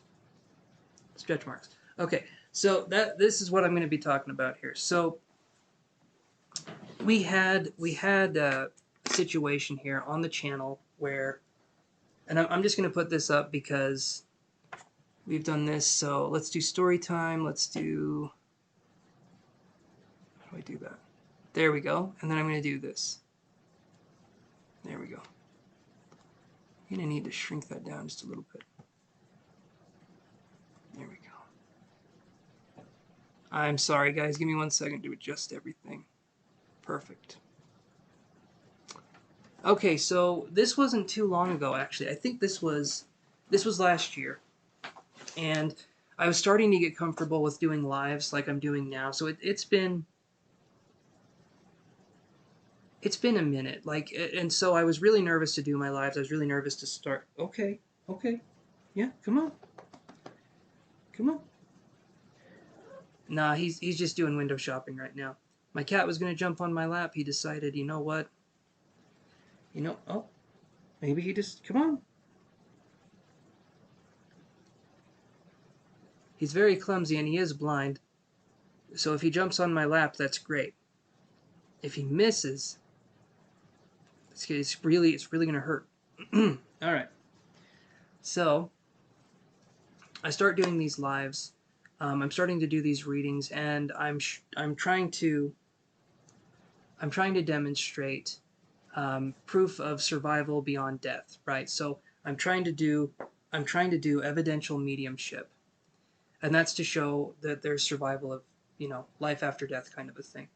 So I'm channeling one person, or I'm doing mediumship, and I'm getting this one person's energy coming through. And hi, Maxine. And so I'm getting this one person's energy coming through, and they were someone that died at a pretty young age, right? I think I got a name. I can't remember if I got the name, but I got all these different verifying bits of information, and come to find out that he died because he would not let the other person steer the steering. He didn't see what was coming, and the other person did see what was coming in the car, and so he tried to turn the wheel. He didn't do it right, and the driver actually passed away, but the person that was with him, the girlfriend, she lived, right? And so this is 20 years later. She comes on, she talks to me. I'm channeling this person, and he didn't want to give up control of the steering wheel, so he was using his hands. He didn't want to give up control, and she was trying to help him, and he didn't want to give up control. And then, so I'm talking with her, but then this other spirit kind of comes in that felt pretty similar to the first one, and he comes in, and I'm channeling this spirit now, and this spirit, I'm feeling like touched something and died, right? And come to find out that he was underwater. And he grabbed a live wire while he was underwater, and he electrocuted himself, and, you know, he passed away right there. But then there was both of these spirits came together at the same time, and the message that they both gave through was to be hands off, which is funny because it's like a pun, right? Because they both died by not letting go. One didn't let go of the steering wheel with his fingers, and the other one touched something that killed him. But both of them were saying if they were more hands off, they would have lived. If they were more like they let things come to them, they let go, and they weren't so kind of like that uptight energy, they would have lived. You know, they would have survived that kind of thing. But it's interesting. So these spirits can come in and deliver a kind of a group message. And you can have individual spirits too, obviously give messages, but it's fascinating stuff. I've had other ones too. I haven't. I've got some stories here. The other one was my first. Have you guys heard my first experience with mediumship? I can tell you that story. If anyone's interested, it's my first experience with mediumship. It was I'll tell you right now, it was very interesting. I've never heard of a mediumship story like this. It was really weird. I guess that's how things are like that, though. So, and I don't mean weird in a way that I'm like trying to boast myself up. If I tell you the story, you'll understand what I'm saying. Um, okay, so you haven't heard the story, so I'll tell you the story. So, all right, Raven. Okay, I'll tell the story. So okay. Awesome, you guys. Thank you so much, Maxine and TMC. Thank you, thank you. Okay, so I'll go on here. I'll tell you the story. So, um, and this is the weird thing with mediumship, right? And maybe I'm wrong with this. I'm still learning. When we're talking about like universal truths for spiritual concepts, I don't think there are any. I think truth is incredibly subjective, but I'll tell you my version of it. And you know, so I wake up one day, and this was 5 years ago, 6 years ago. I wake up one day, and I just knew I could do mediumship. I've done energy healing before. I hadn't done any psychic work at that point, hardly at all. Um, and I was just like reading cards and doing energy healing. I've done some astral projection work here and there, but nothing too major. So I wake up and I just know that I'm able to do mediumship beyond a shadow of a doubt. I just know I can do it. And my confidence was through the roof. I'm not normally that confident, especially to tell someone, "Hey, I can speak to your dead loved one," and give you confirmation that they're still alive. That came out of nowhere. That came out of absolutely nowhere. And I just knew I could do it. So I was like, "Okay, let's test this out." So I go on Facebook, and you can do readings on Facebook. You can do all this stuff, and there's even groups you can join where you can practice doing readings on each other. And yeah, it's actually a really good place to learn spiritual abilities, surprisingly. But so I connect with this lady, and her son, right? She wanted me to connect with her son that had passed on, and he was probably in his late 20s, maybe mid 20s, maybe even early teens, but he looked older. He had like an older look to him, so, or not early teens, but like late teens. Um, but I'm connecting with this spirit, and he's coming through, and I'm getting some details. I'm getting some things coming through, and so he was, and this is a tragic story. This is a sad story. So, um, he was driving. Something happened where he was like driving a truck, or he got out of a car. He was doing something, and someone hit him. Someone ran him over, killed him, and then just left him there. Like that was the end of the story. So that's how he passed on. It was a hit and run, and he passed that way. Horrible way to die, horrible way to have this experience. I was able to bring through some information. It's been so long, I can't remember everything I brought through. I do remember the last little bit, though. This is the part that it was interesting. So I'm in my head. I'm like, okay, I'm asking myself, I'm like, I need to bring through some evidence. I need to bring through something that says beyond a shadow of a doubt, this is her son that I'm speaking with. I want to give evidence. And I say, okay, give me evidence. What can you give me? I'm talking to the spirit in my head. I'm not actually saying this out loud, but I'm saying, come on, give me that evidence. Give me something. Give me something. And so, and I kid you not, I smelled a fart. I smelled a fart, and I'm telling you, I'm not the kind to toot while doing readings, okay? So I smell a fart, and I'm like, really? And I sat there for a good 30 seconds to probably 2 minutes. I sat there thinking, should I tell her that I smelled a fart? And I told her that her son, I said, does he have a sense of humor? I'm smelling a fart. I'm just like, I don't know what else to make of this. I'm giving you this evidence, even though it is very inappropriate for me to talk about your dead son's flatulence, kind of a thing, right? And she said, and that this was the biggest piece of evidence because she said that is what he would do all the time. He would just fart and laugh, and that was something that he would do all the time, to be like a thing where it was like his funny thing to do to bring through. And he was a jokester and he did all that stuff. So um, that gave her the biggest sense of reassurance, knowing that her son was okay, knowing that that came through. And it happened through something so, I think the term's innocuous, something so like small from me, right? But it's incredibly funny. If I didn't give that message, because it was very uncomfortable for me to give, if I didn't give that message, though, it wouldn't have been as nearly as impactful. So it goes to show that you trust the universe, and that kind of comes with practice. But and then from there, I was able to do mediumship for a while. I was able to understand it. Like I could just do it for about 3 months. Then after that, I felt like the power started to go away. The power is the connection. It started to go away from me. It started to dwindle down, and now I'm trying to relearn that.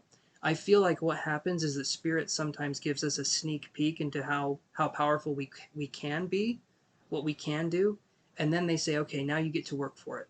You saw where it can go. Now you get to work for that. And so I feel like that's what happened with spirit in that connection, because you're always learning when it comes to spirituality, when it comes to developing psychically or mediumistically, but especially that there's just you never stop growing, I guess, is the main point I'm getting to. So that's a story time right there. Hopefully that was interesting for you guys. I have more I have more stories to talk about, but hopefully that was interesting. I enjoy talking about spiritual stuff. It's my favorite. When I'm done with the questions, we just go with the spiritual stuff. This is my favorite. So if you guys have questions on spirituality, like, you don't have to pay.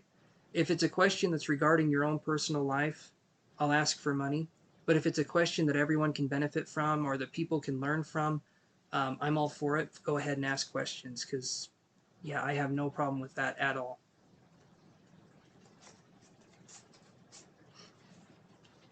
There's so much different information in the spiritual world. Do you ever get clogged ears? Well, okay. So I'm gonna say yes, but I had a lot of surgeries when I was a kid on my sinuses. So uh, I'll say yes, I do. I don't feel like it's a yeah. I get clogged ears. I'll say that. Okay, so ringing ears can mean a couple things. The first one is tinnitus. That's the physical symptom of the ringing ears. Or it can be like a hair. They say like you'll hear a certain pitch and you'll never be able to hear that pitch again, and stuff like that. So what it can mean, though, is that we're getting communication from the higher self. So the higher self is talking to us, and our ears ring, right? Our ears ring as a way to tell us that we're being communicated with by the higher self. Not necessarily with words so much sometimes, but I feel like sometimes when we're on the right path, our ears can ring, and sometimes if we're going in the wrong direction, our ears can ring too. And so it's kind of like there can be emotional feelings too, right? But that's what I feel there. But yeah, Maxine, I do get clogged ears sometimes. Spiritually, and it depends. Clairaudience is not my strongest clair, right? So there's the different clair abilities. Um, I can talk about that a little bit if you guys want to know about clair abilities. I don't know though. You guys might already know about those. So I've taught classes on it. I've got my MacBook has all my information.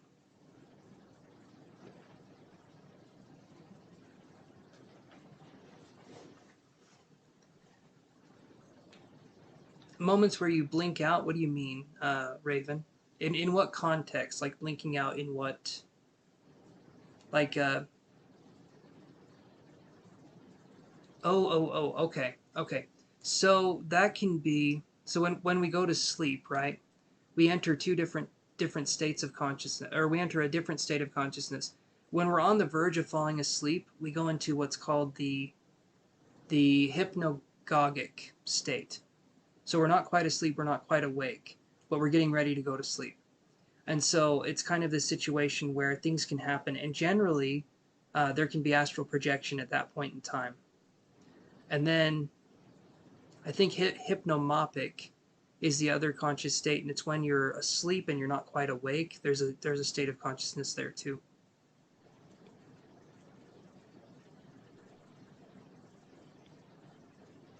Okay, that's cool, TMC. So that right there, that's prophecy. Oh, okay. Okay, so it's kind of like you enter a different dimension, like your consciousness is moved to a different place in time. Sort of like void consciousness, it sounds like. I have dreams all the time that end up coming true. I'll always warn my mom of someone in my family, and it always ends up happening. Okay, that's cool. So, like I said, that's like prophecy. That's like being able to see things, or being a seer kind of a thing. So, trust that, especially if it's been happening. So, that's really cool. And different, and I've never really had that. I've had dreams that felt prophetic. I've had these dreams that felt really prophetic, and they didn't go anywhere. Like I'm just saying, for me, that's not one of my abilities. And I think that's cool when people can do that because it's not something I've been able to do. And generally, what's interesting is that that one happens automatically. Like that one's pretty developed. Usually, people when they have these prophetic dreams, it's kind of something that follows them, and it's something that just happens for them. So I think that's really cool. TMC. I think that's really cool.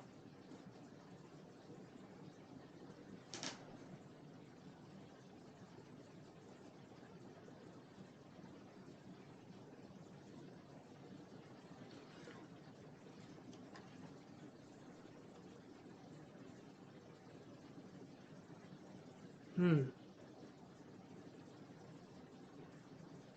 That happens to me, but only if I write them down. It could be like intention based too, like writing down what we want to have happen or writing down. That's not a bad thing to have if you have a dream, if you have something. If you have a bad dream, don't write it down. And then you have a good dream, write it down, and then it happens. We can get somewhere with this. We need to patent this, Maxine. By the way, Maxine, are you new to the channel? I don't feel like I've seen you before.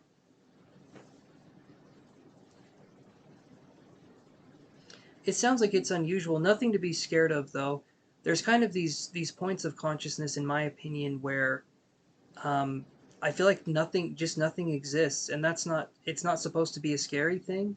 It's kind of like they call it void consciousness. It's only for a second, like you said, but void consciousness is kind of where we can make a ton of realizations because we're no longer in a world where we're the observer or the actor, right? We're no longer in a world where we're doing that. So we get to be in a world where there's nothing. And in that world, that's an interesting kind of thing because, again, we're no longer observing anything. There's just nothingness. It's fascinating.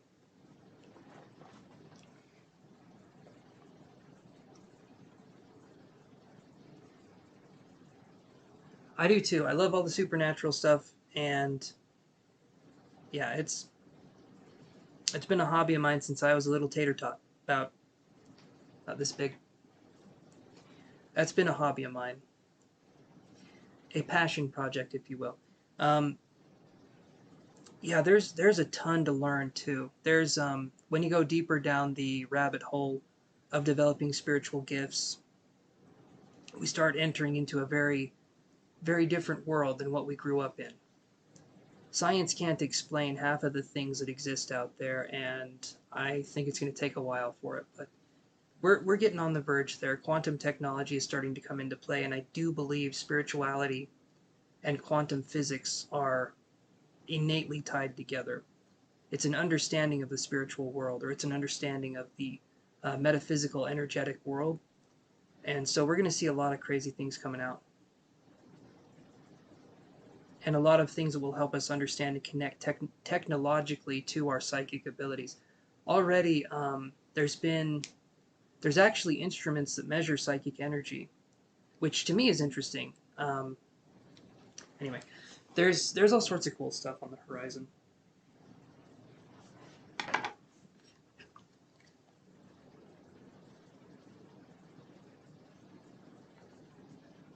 But that's something that I feel is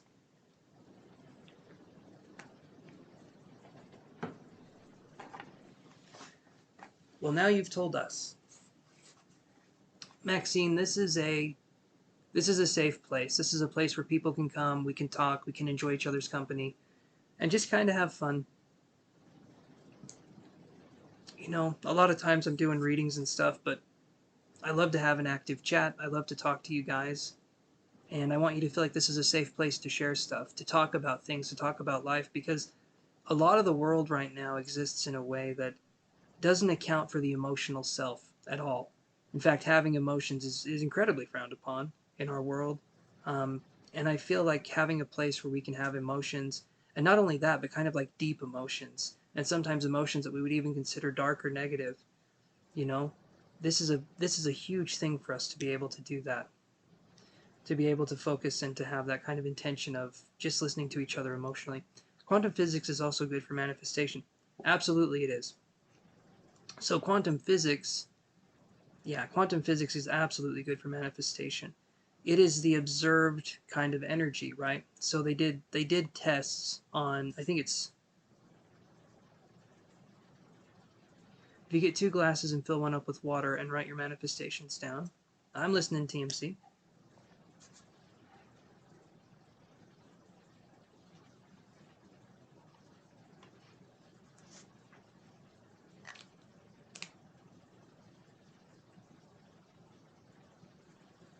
Or maybe that was okay. If you get 2 glasses, you're welcome, Maxine. But yeah, I mean, we're in we're in a time now that you will see major spiritual advancements as well as scientific advancements. But trust me, it'll be towards the end of my life. But they're already talking about something called the quantum internet, and when that happens, it's literally an internet that is based off of quantum principles. So imagine having a password that is so secure that if anyone, like the password's going through cyberspace, right? The password's going through the internet. But if anyone on the other end of that password looked at the password, all they would have to do is just look at it or try to observe it. The password would become corrupted and they wouldn't be able to use it. So it's kind of entering this place where things become kind of crazy when we enter the quantum internet age, but that's going to be in like the 2060s, 2050s. They're working on quantum computers right now, but it's going to be a while before we have the quantum internet. But yeah, look it up if you guys are interested. It's very fascinating, very confusing, and you will have no idea what's going on half of the time. But you know, life is the same. It's the same with life, so I don't know. But yeah, so I think I'm gonna head out, you guys. It's almost 1 here. So I'm thinking I'm gonna head out and I'm going live again. I'm gonna really try to be on time this next time. I'm gonna be going live on Friday at 8 p.m. Mountain Standard Time. Okay? You guys are more than welcome to join me for that journey, just to come and hang out. You don't have to pay, you can just come and hang out and just talk in the chat. I love that. Let's get a community going, let's get things going. And I want you guys to know that this is a safe place for you. And I really enjoy being able to do this for a living. You guys are awesome.